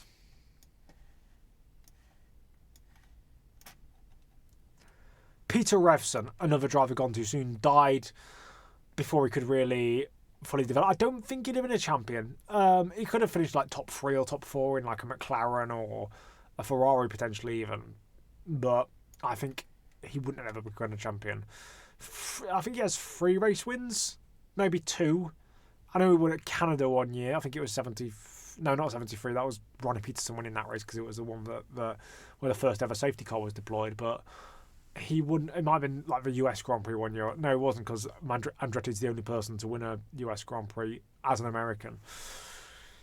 He's better than Trulli. He's better than Musso. He's better than Kubica. He's better than Gasly. He's better than all of these. He's better than Alesi. Better than Bandini. Better than Sever. Better than Bottas. Better than Perez. Better than Sainz. Better than Gonzalez. Better than Russell. No, he's not actually better than Russell. But he is better than Gonzalez. There we go.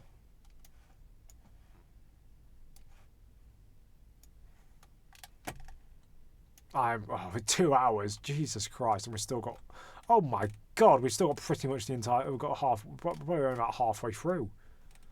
Well, we have 70 drivers here. That's 1, 2, 3, 4, 5, 6, 7. Oh my God, we're only a third of the way through. I'm not, okay. Right, we've got to speed it up. Pedro Rodriguez. 2-time race winner. One was Spa 1970, where it was the last race ever held. It was the 14.1 kilometre layout. Better than these lot. Better than these lot.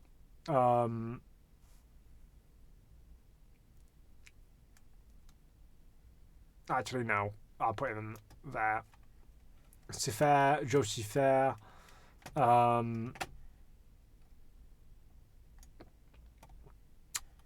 I'd put him on a similar level to kind of Rodriguez. Probably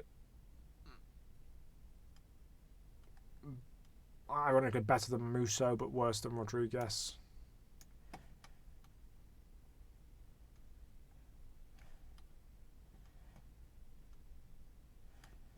Did I have Jabouille? Yeah, I had Jabouille ahead of Nilsson. So Nilsson goes on to this next row, and so does Jabouille. And so does Bonnier down onto the next row. It's annoying because I keep having to do this manually. Oh, let me put him before. No, let me put him before. It's annoying. Mazepin down into 71st position. Patrick Tambay.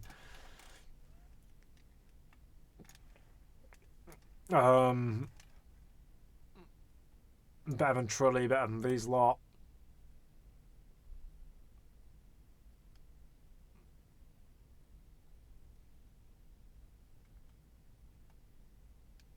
Better than Maldonado? I don't think so. I think Maldonado's better than Pache. I don't know why I put him there. Oh, let me put him. Thank you. I'm not getting angry. I'm not getting angry. That's just a show of my emotion. Maurice Trintignant, very bad in qualifying, but in the races he was often good. Won twice at Monaco. Not many people can say that. Not even some of the best, including Jim Clark. Jim Clark never won at Monaco. That's the only black mark against his record. He's better than Josie Fair. He's better than Rodriguez. But I wouldn't go better than Kubica, to be honest. Not over a career, anyway.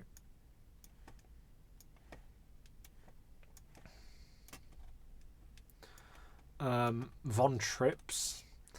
Wolfgang von Trips. I'd put him... Again, he fought for the title in 1961, but it was against Phil Hill, who in my opinion is the worst champion of all time. So fighting against him for the title is kind of like fighting against a disabled person for the World Heavyweight Championship. So not to that extent, but essentially not a good champion. And he also died trying to do it. Even if I'm not sure if the accident was his fault. I can't exactly remember what happened with him and Clark. Personally, I'm trying to think. We can have a look at the drivers we have. He had like 3 or 4 wins, but it was in the best car. Whereas a lot of these drivers down here didn't have that luxury. So I'd argue he was actually worse, maybe worse than these guys. Maybe as low as even Nilsson or Nannini. Worse than Nannini. We'll put him ahead of Panis. Nigel Mansell. I'm surprised he wasn't higher on the list with all the other champions, but personally, right, let's have a look up at the top here. He was better than Reutemann. Sorry, he was better than Reutemann. I don't know why I went quiet there. He was better than Reutemann, better than Scheckter, better than Berger, better than Rosberg, better than Button, better than Fittipaldi, better than Räikkönen, better than Ascari, better than Peterson. No, not better than Peterson. See, Mansell's a difficult one because I always like to talk about how certain champions don't have a good record for winning a certain amount. Like, for example, Lewis Hamilton has 7. He does have 7 championships, but he has 7 out of 11 that he could have possibly won. Nigel Mansell has 1 from 1, 2, 3, 4. 4. Arguably, if you include 1991, 3 if you don't include 1991. He should have won 1986 and 1987 if he really was. But then again, he had Piquet as a teammate who's above him on this list. So, yeah. Alonso, I'm surprised he wasn't on the list earlier either. He's better than these lot. He's better than Mansell. He's better than Peterson. He's better than Moss. He's better than Häkkinen. Longevity and raw performance as well. Better than Brabham. Better than Stewart. He's in my top 10 in my overall top 10 list. But I wouldn't put him above Hill. I'd put him there. Right. Oh, did I just move? Hold on, who did I just move? I just moved someone and I don't know who it was. I'm going to have to look back through that and find someone horrifically out of place later on.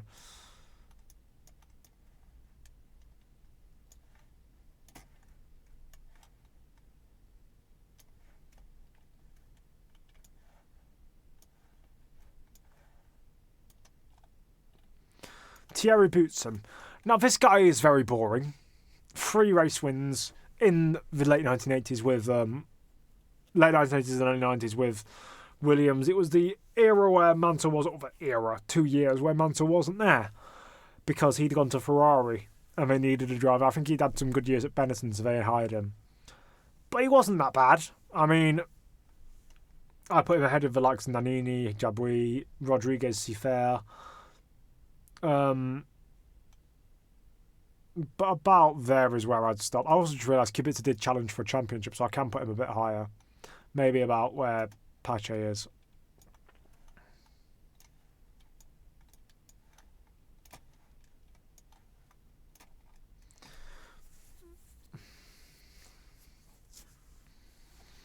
Right, next we've got Peter Collins.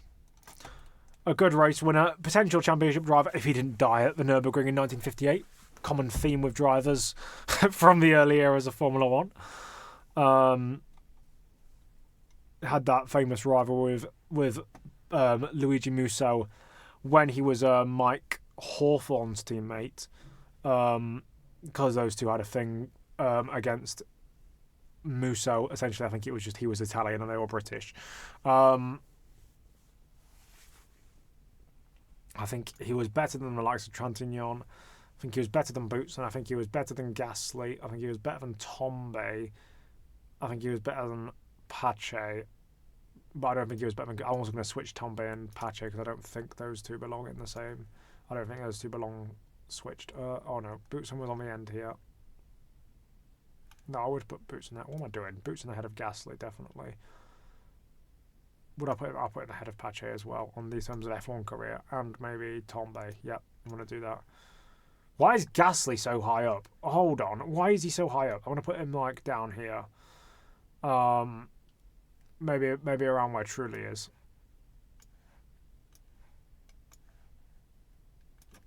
Right. Fisichella. I'll bring along a couple here. Right, Fisichella, France and the Hawthorne. Right, okay. Right. Fisichella can go... I mean, he had a couple of wins with Renault and, of course, that one with Jordan in 2003, but overall wasn't an overly fantastic driver. Very good in the midfield, but overall wasn't fantastic. Kind of like Gasly, really. Got the odd win.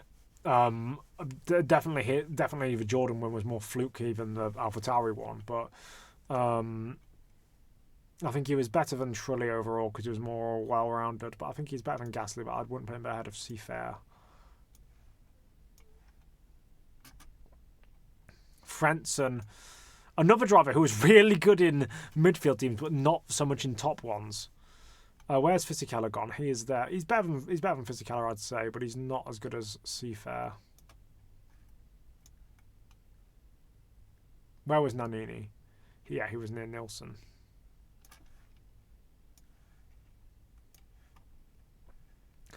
Mike Hawthorne. You see, Mike Hawthorne is always a controversial champion because of what happened at Le Mans 1955. And he only won one title. He's better than the likes of Maldonado, Sever, them lot, Bottas, Perez, Sainz, Gonzalez. But I'd argue Mike Hawthorne in 1958 was about the same level that George Russell is now. About the same level. Do I put him above or below? Because he's not... I'm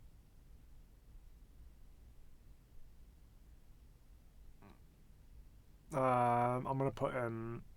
Yeah, I'll put him there. Damon Hill needs to be brought back. He wasn't as good as Patrick Depailler, and he wasn't as good as Richie Ginther. In his prime especially. I'd argue that... Again, I think I'd argue that Damon Hill...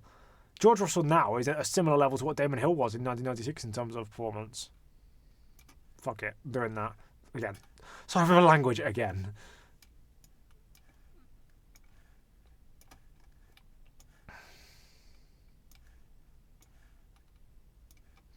So, Mazepin.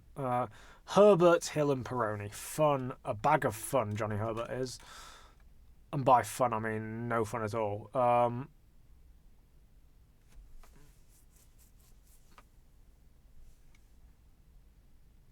I'd say, personally, put him... I mean, he got a couple of wins, but he wasn't exactly a fantastic driver.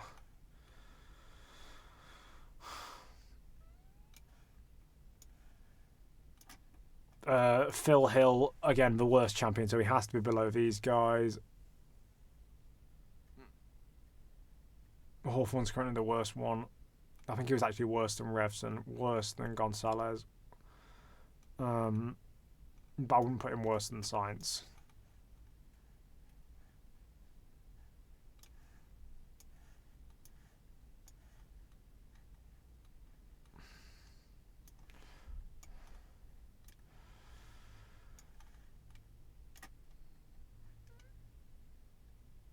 And Pironi. Again, this is a guy who's definitely championship potential, more so than the likes of Kubica. Yeah, better than Maldonado, better than that, better than that, better than that, better than that, better than that. I don't even know if he's better than Hill, better than Gonzalez, better than him, better than that. Prime Didier Pironi was definitely very good.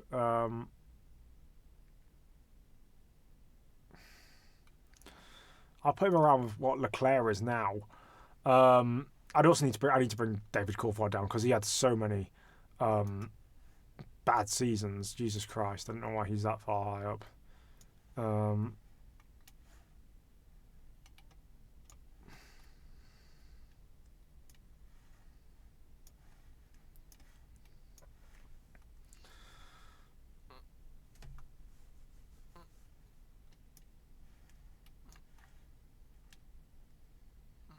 Right, next it's Senna. Okay, right, let's go right to the top then.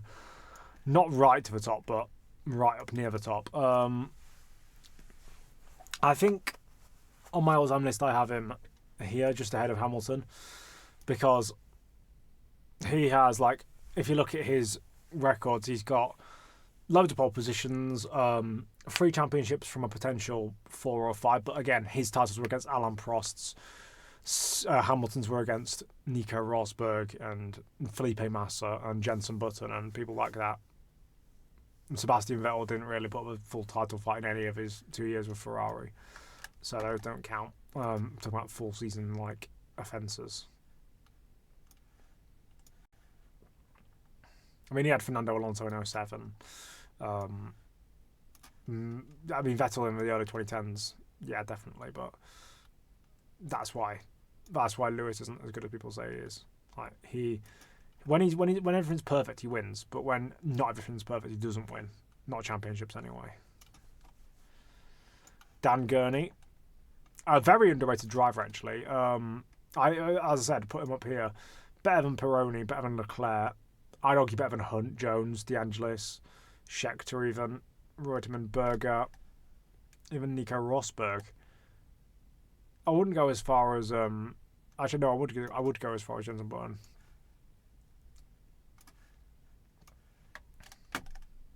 We're starting to get to the point where drivers will be eliminated, you could say, from the running. We're 2 hours in. That's why I'm trying to get through this, because I've realised how much I've been waffling. Eddie Irvine.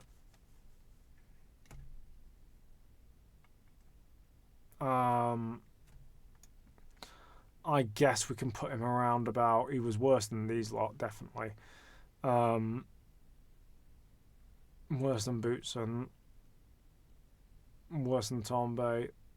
Maybe ahead of. No, I'd put him there. Ahead of Trintignant.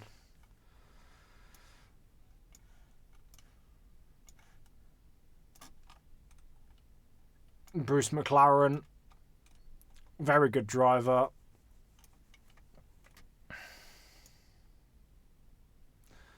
I put him ahead of Revson. I don't think he was exactly good enough to win a title. I mean, that's just because of the era he was in, I suppose. Too many good drivers from that era, but he was definitely a pioneer. Alain Prost. Okay, here we go. So we've got some really good drivers now. Prost for me is third behind Clark and Fangio.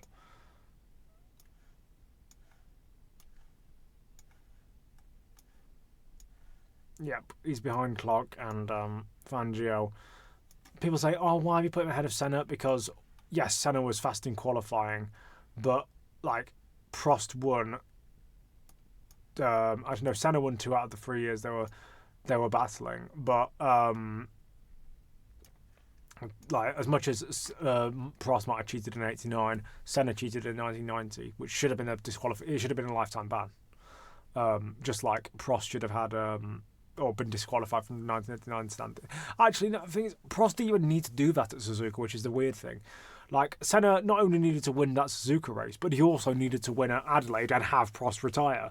If he'd just let him through and let him finish second, Prost usually was clever at that sort of stuff, finishing second when he only needed to do that.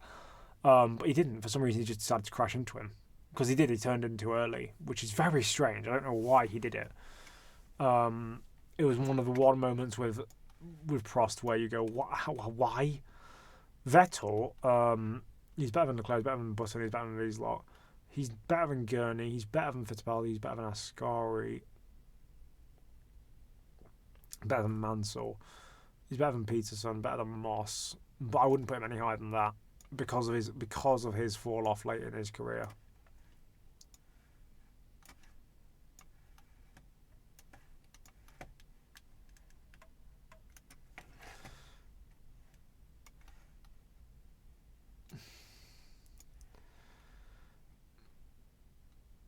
Right. Yep. Michele Alboreto is quite underrated, I'd say, personally. He had a good run in 1985 and nearly ran for the title because of his part good reliability. And because he drove really well. So he's better than these lot. I'd argue he's just as good as these lot. Better than maybe not better than Hawthorne, but better than Bruce McLaren. He's very underrated, I do say.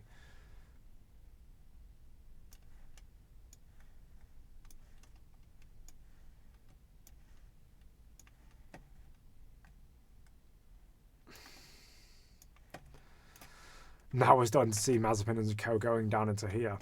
There's so many more, man. And I'm obviously not going to do the pre-war drives because they're not Formula 1.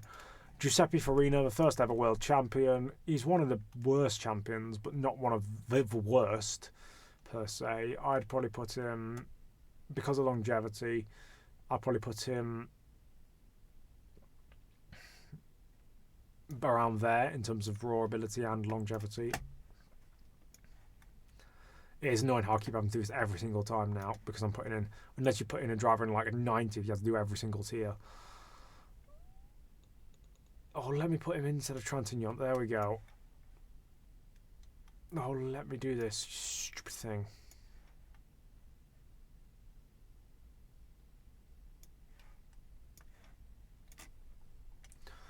Regazzoni, another good driver. On a similar level to Reutemann, actually. I might actually just put them both together because they were so similar. Although I don't think... I don't know why Reutemann is ahead of Andretti. I'll probably put Regazzoni behind Reutemann. I put Andretti ahead of both of them. I don't know why I put them there.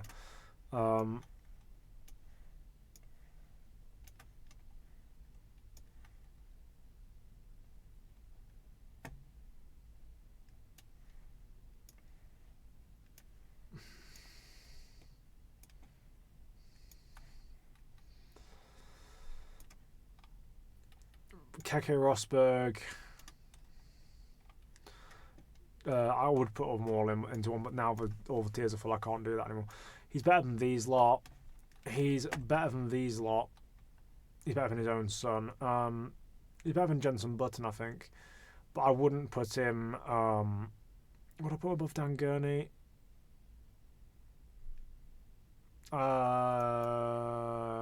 Yes, because he's also ahead of Fittipaldi. I'd actually argue that Fittipaldi is below Dan Gurney.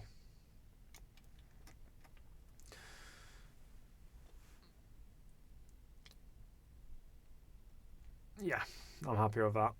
Hold on. Let me just quickly put this. This is so exhausting. At this point, I'm like... Not falling asleep is not the right word, but it's definitely becoming a taxing business. Let me switch. Oh, I hate it when they don't let you switch. Oh, there we go. If you're fast enough, it sometimes works. John Watson, another underrated non-champion.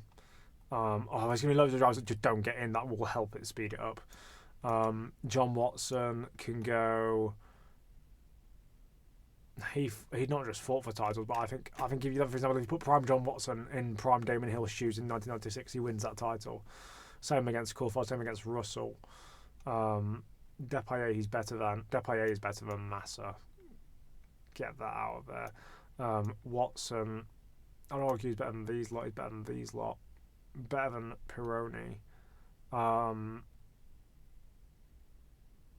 he's not better than Pironi. I'll leave it there. I just hope there's going to be a load of drivers right at the bottom that I just skip through because they don't get into the top 100.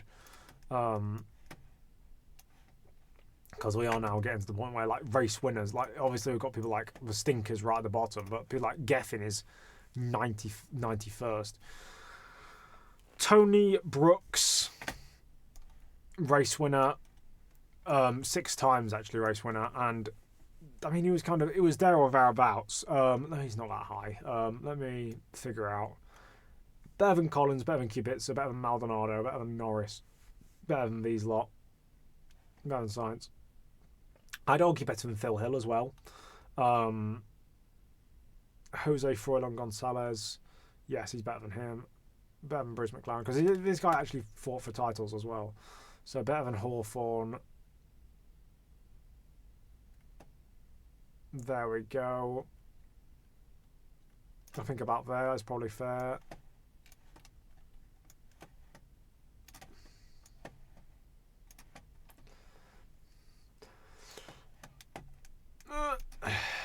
Don't know why I made that noise. Jacques Lafitte.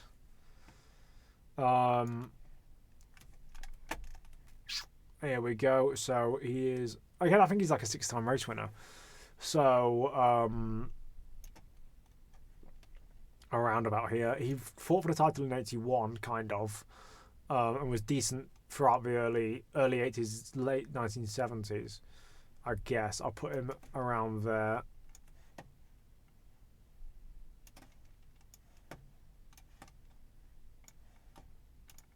No, Fisichella ahead of Gasly. Right.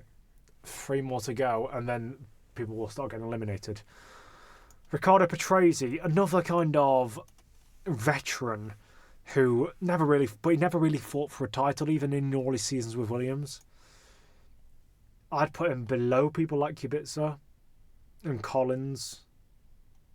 I'll put him ahead of Boutsen, but that's about it. I think that he had to have at least not fought for a title because he wouldn't have against Mansell, but at least looked somewhat competitive. Jochen Rindt was very underrated. Let's go up here. Let's find a position for him. Better than Pironi, better than Watson, better than Jones, better than Hunt, better than De Angelis. I know he only had but the thing is he had like a 5 or 6 season career, so it is somewhat passable that he can go this high. Better than these lot, better than Rosberg, better than Button, was he better than Fittipaldi? I think actually so. But I wouldn't go as high as put him ahead of Rindt, but put him ahead of Ginther. Not Ginther, Gurney is what I meant. I just realised De Angelis, would he go ahead of... No, he's not going to go ahead of Scheckter.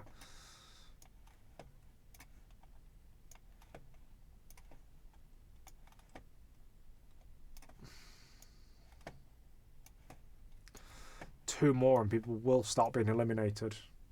Mazepin will be the first. Ralf Schumacher. Mazepin and the gay community doesn't really go together. I'd personally go 6 wins. All the drivers I keep mentioning have 6 wins. It's just so convenient. He never really fought for a title. But I think he's better than Bruce McLaren. Not as good as Michele Alboreto, though, I don't think.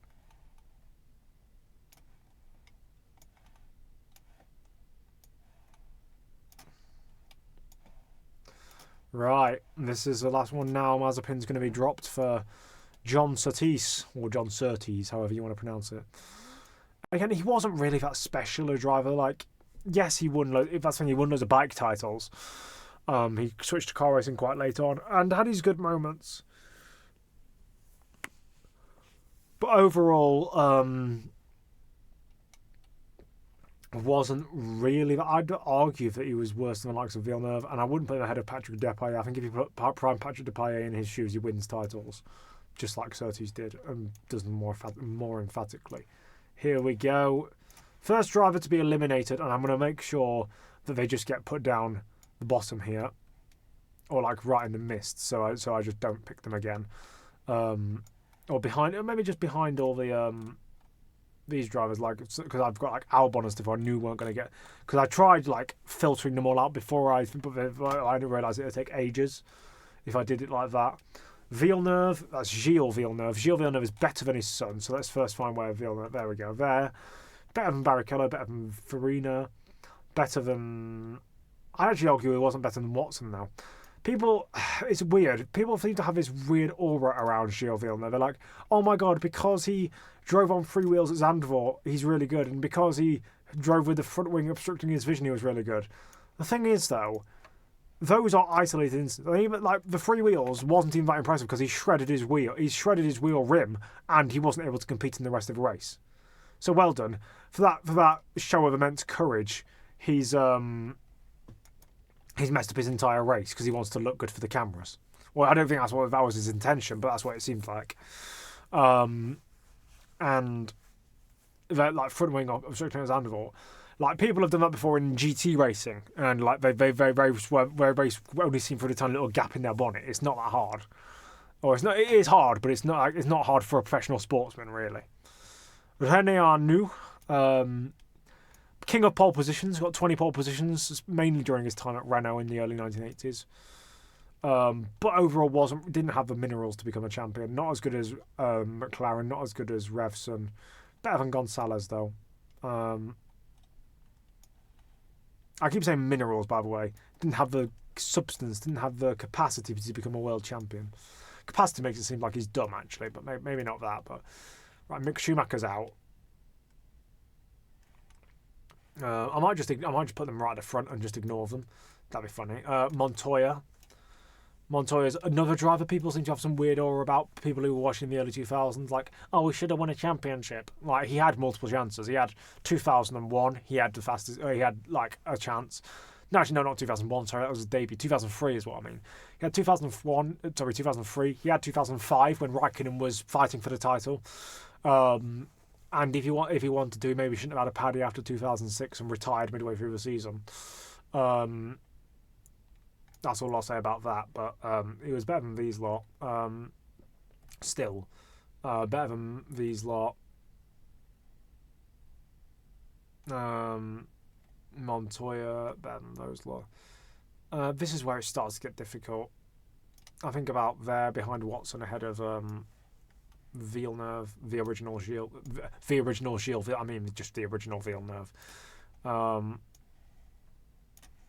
Look, you know it's a fierce competition when Phil Hill and co are literally in outside the top 50, and we haven't even had all the drivers. Obviously, Mick Schumacher's not in. Denny Hulme will be in. Oh, Baghetti needs to go. Denny Hulme. Let's see where he goes. He's one of the worst champions, like bottom 10, but he's not like the worst by any stretch. Because he did have, like, unlike Surtees, he only had one championship. The fact that he beat Jack Brabham in his title-winning season, for example, really does push him along. He's better than Jacques Villeneuve, I'd say, better than Barrichello, better than Farina, better than these lot, better than Jones. But I'll probably stop short of making him better than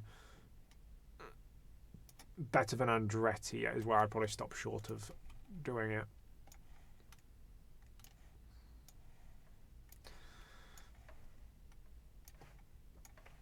Well, who's going next? Oh, it's Peter Geffen, the first race winner, who gets forced out of his system.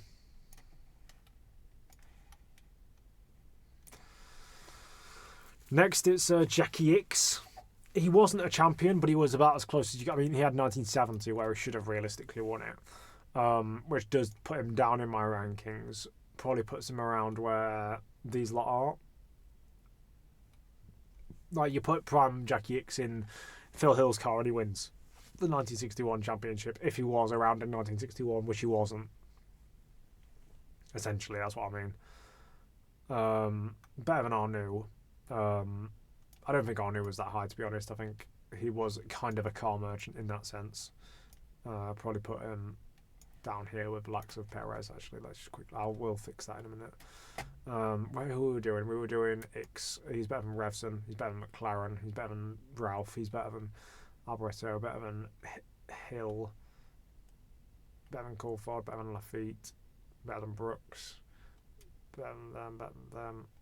Massa needs to go lower down. Definitely so.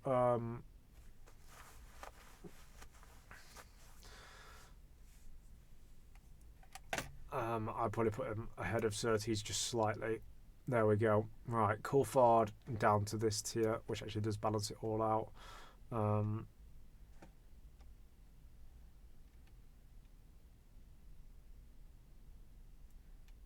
And then we put Patrese down to here. See, people like Riccardo Patrese, established race winners, are now going to be not forced out. I don't think they'll eventually get forced out low enough, but like Ludovico Scarfiotti's now gone. I need to. I so nearly like coughed up phlegm, and that was horrible. Daniel Ricciardo, better than Lance Stroll. Don't worry. I'm not going. I don't appreciate him as much as other people, but I don't necessarily hate him as much as others do either. He's better than like people like Maldonado, better than Perez, better than Bottas. But that's probably about where I'd stop. Maybe better than Arnoux. But that's about where I'd stop.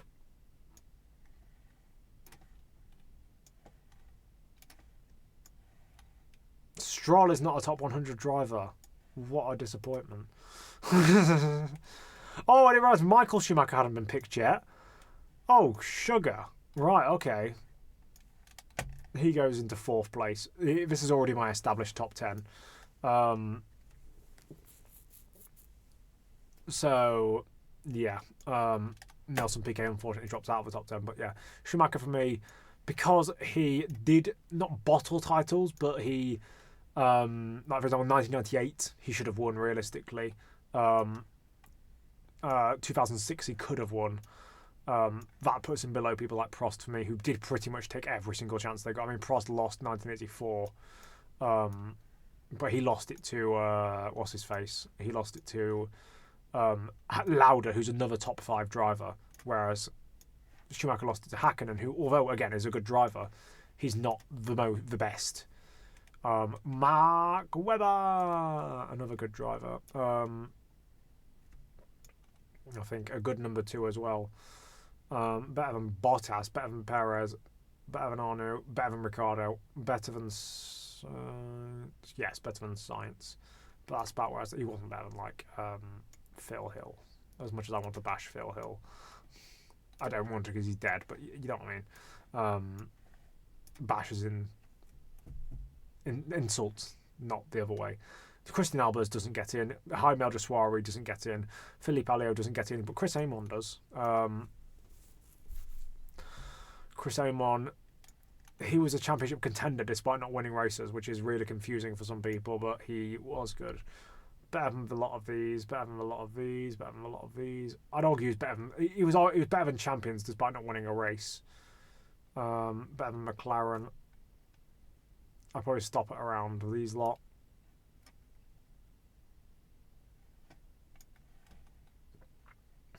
Yep.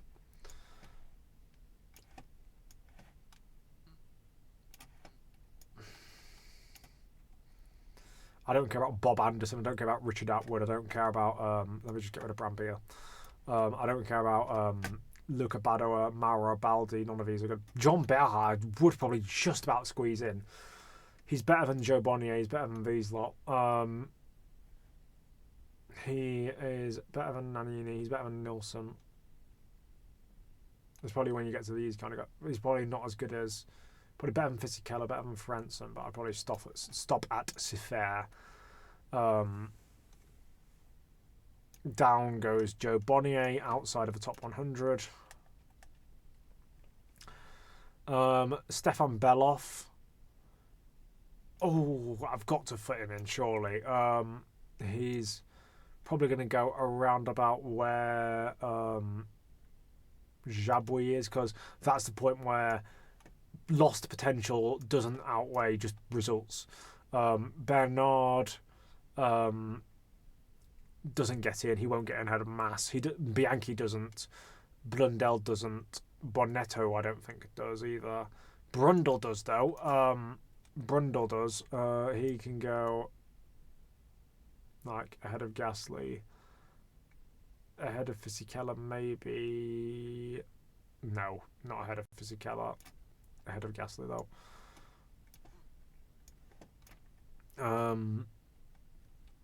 Bourdais, no. Buemi, no. Caffey, no. Capelli. I mean, was he better than Kovalainen? No, I'll say no. Castellotti was, though. Castellotti was definitely better than Kovalainen. Not much. I mean, like, he's better than these lot. Better than Musso, I'd argue. But again, I'll probably stop at about here. Because again, he didn't win a race. So there's only as far as you can go, unless you are Chris Amon, who didn't win a race and probably deserved about 5 wins. Eddie Cheever, not better than Johnny Herbert. Louis Chiron doesn't belong on there. Neither does Comas. Piers Courage, no. Yannick Dalmas, no. Derek Daly, no. Christian Danner, no. Andre de Cesaris. I actually think he's better than Johnny Herbert. Because Johnny Herbert, all of his 3 wins were made because of other drivers making mistakes, or because of essentially because of Hill. Damon Hill in 1995 got him 2 of his wins. Andre de Cesaris never got to drive the cars that Johnny Herbert drove. I'd argue he's better than Beltoise, better than Fagioli, better than Ocon. That's about as far as I go. Again, it's small. These are small wins. Della Rosa, again, I might actually put him on there. Why not? Yeah, okay. There we go.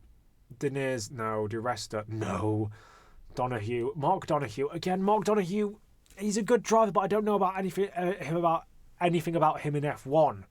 I know about him in IndyCar, and I think he did a couple of NASCAR races, but I don't know about anything in F1, so I can't judge him. I cannot judge him. That's frustrating, because I otherwise would. Next, you got Marcus Ericsson, no. Fittipaldi, Christian, that is, no. Bertrand Gachot, no. Howden Ganley, no. Olivier Jean de Bion, no. Pierre Colaganzoni, no. Bruno Giacomelli, no. Timo Glock, no. Maston Gregory, again, I would like to put someone like him in, but there's just not room.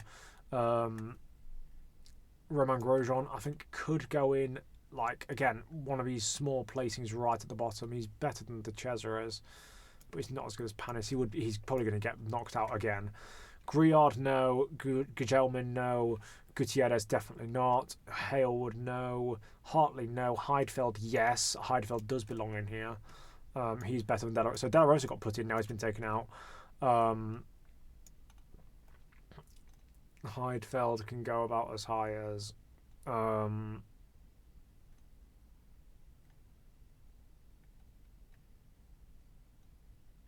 about as high as... See, look, it's gonna be hard to stay in here now if you're one of the bottom drivers. Hülkenberg, is he better? Oh, he's better than He's better than Ocon. Ocon. Hans Hermann wasn't as good. That's why I didn't mention him. Hülkenberg's better than Heidfeld. I'd argue. Again, the lost potential of Beloff is really messing me up, because he's not a better driver than Beloff was, but he's had a better career than Beloff had, definitely. Jarier, no. Jan Magnussen, no. Stefan Johansson, maybe so. He's better than Andre de Cesaris. Oh, for goodness sake. I put de Cesaris in to be kind of wild and out there, and now I'm taking him back out again.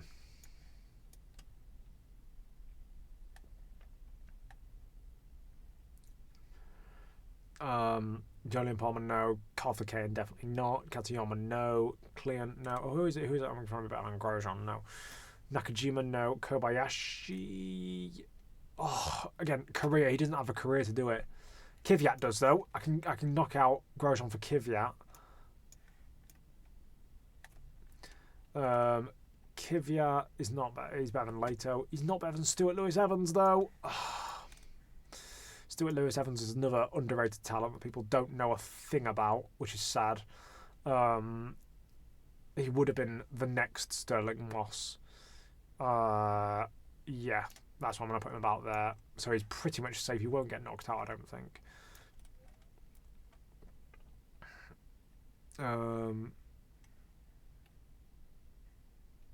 Liuzzi, no, definitely not. Panis is the benchmark now. Tony Maggs. Oh. Again, Tony Maggs was a very good driver in the 1960s, but only a couple of podiums doesn't outweigh a win, I don't think. Not in this circumstance. Magnussen, Kevin, no. Robert Manzon, no. Pierluigi Martini, no. Arturo Mizzario, no. No. Stefano Modena had a good start to his career but fell off. Tiago Montero, no. Jaudim Morbidelli, no. Roberto Moreno, no. Felipe Nasr. Again, I want to. He's a very good driver, but he's not top 100. I feel like someone on The Voice when on The Voice when they this is very, very specific, but when they have like 12 people, so they have to knock someone out to put someone else in, and they don't want to. Jackie Oliver, no. Jonathan Palmer, no. Mike Parks, no. Henri Pescarolo, no. Vitaly Petrov, no. Nelson Piquet Jr., no. Emanuele Pirro, no. Tom Price, again, you lost talent. Do I put him in over? Yeah, I'm going to put him in over Panis, why not? Keep the Welsh happy. Better than Von Trips, yes. Better than Johansson, yes. Better than Nannini. Where does it start to outweigh? Probably about there. So Panis is gone. Piquet Jr., Pirro, no. Rabac, definitely not. Rosier, no. Who's next? Von Trips is next. Roy Salvadori, no. Shell, Sato, no. Schenken, Senna, the other shit Senna, no. Sorry for language. Mike Spence, Rolf Stommelen, no. Philippe Strafe, no. Hans-Joachim Stuck, no. Mark Suder, no. Mark Suder, I can't even spell. Sorry, not spell, I can't even speak. Major and Sutil, no. Again, there's Wolfgang Von Trips we're looking forward to beat. No, Logo Suzuki, no. Off, it's Tarquini, no. Trevor Taylor, no. Teo Fabi, no. Van Dorn, no. Verne, no. Verstappen, Luigi Villaresi. Luigi Villaresi can come in. Quite an underrated driver. I'd put him ahead of Stefan Johansson. And ahead of Alessandro Nannini, and ahead of Gunnar Nilsson, and ahead of these lot. Very underrated, actually, I'd argue. Kind of, because he didn't win a race, everyone forgets about him, but he was a decent driver back in the day. Derek Warwick gets in. Oh, people are going to have a field day about, oh yeah, Derek Warwick. He owned a Honda dealership, therefore he's racist towards Lewis Hamilton. Piss off. I hate it when people talk about that, because it's just a bunch of waffle. Better than these lot.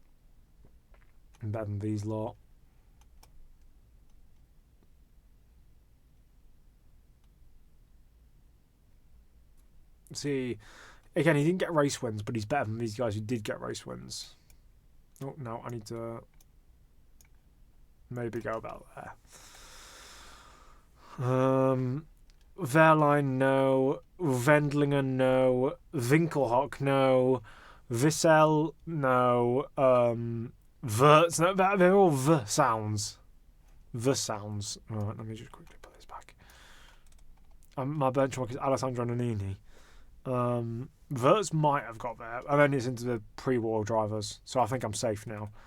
So that is my top 100. I'll quickly go through and check there's no horrendous ones. So Jim Clark in first place, followed by Juan Manuel Fangio, Alain Prost, Michael Schumacher, Niki Lauda, Ayrton Senna, Lewis Hamilton, Max Verstappen, Graham Hill, and Fernando Alonso.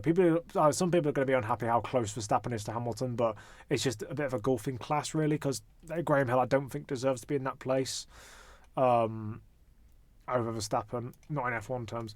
Nelson Piquet, he's 11th. Jackie Stewart, Jack Brabham, Häkkinen, Vettel, Moss, Peterson quite high, then Mansell, Ascari, Räikkönen, Rosberg, Gurney, Rindt. I'm just going to check I haven't got anyone hideously out of place. Jensen Button, Nico Rosberg, Gerhard Berger, Mario Andretti, Denny Hulme, Carlos Reutemann,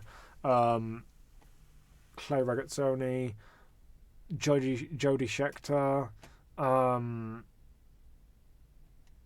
Elio De Angelis, Jones, Hunt, Leclerc, Pironi, Watson, Montoya, Villeneuve, Farina, Barrichello, Villeneuve again, Depailler, X. To be fair, I've done a pretty good job here. There's no horrendous ones. Russell, Tony Brooks, Felipe Massa, Jacques Lafitte, David Coulthard, Damon Hill, Mike Hawthorne. I might actually put Alboreto ahead of Hawthorne there. Chris Amon. I actually think Chris Amon could win a title in a car as good as that 1958 Ferrari was, if he didn't get unlucky. Ralf Schumacher, I'll put McLaren ahead of Schumacher. Revson, Gonzalez, Hill, Webber, Sainz, Ricciardo, as the Italians say, Arnoux, Perez, Bottas, Sever, Bandini, Alesi, Norris, Maldonado makes it into the top 100. Kubica, Collins, Patrick. Back here, right towards the back end of it, you could argue pretty much for any driver being ahead of any other driver, really. Pache, Irvine, Trintignant, Rodriguez, Warwick, Stuart Lewis Evans, Jean-Pierre, Heinz-Harald Frentzen, Fisichella, Castellotti, Brundle, Gasly, Trulli, Musso, Jabouille, Hulkenberg, Villaresi, Veloff, Heidfeld, Price, Nilsson, Nani. I'm happy with that. I don't think, like, all the ones who I've pushed out, I think are all not really deserving, are all a bit, not stinky, but not all deserving. I'm happy with that. So I think with that being said, guys, we're approaching 3 hours. If you've watched the entire way through this video, you deserve a Nobel Peace Prize, because I couldn't listen to me for 3 hours. That's why I've done a video like this where I don't have to properly edit it. But if you have got to the end of this video, why don't you say best top 100 in the comments? But I think without further ado, actually no, I need to do my my Patreon subscribers. Shout out to my Patreon subscribers, Andy Lamberts and George Stratford. And you can also follow my X account. You can follow my Instagram account. Can you tell I'm tired and I can't really speak? X account, Twitter account, Instagram. All of those, it's Nedzo_F1. Obviously subscribe to my YouTube channel. Go and follow the DRS Train podcast. But without further ado, guys, and I'm going to say my classic line, I'm Nedzo, and I'll see you all later. Bye!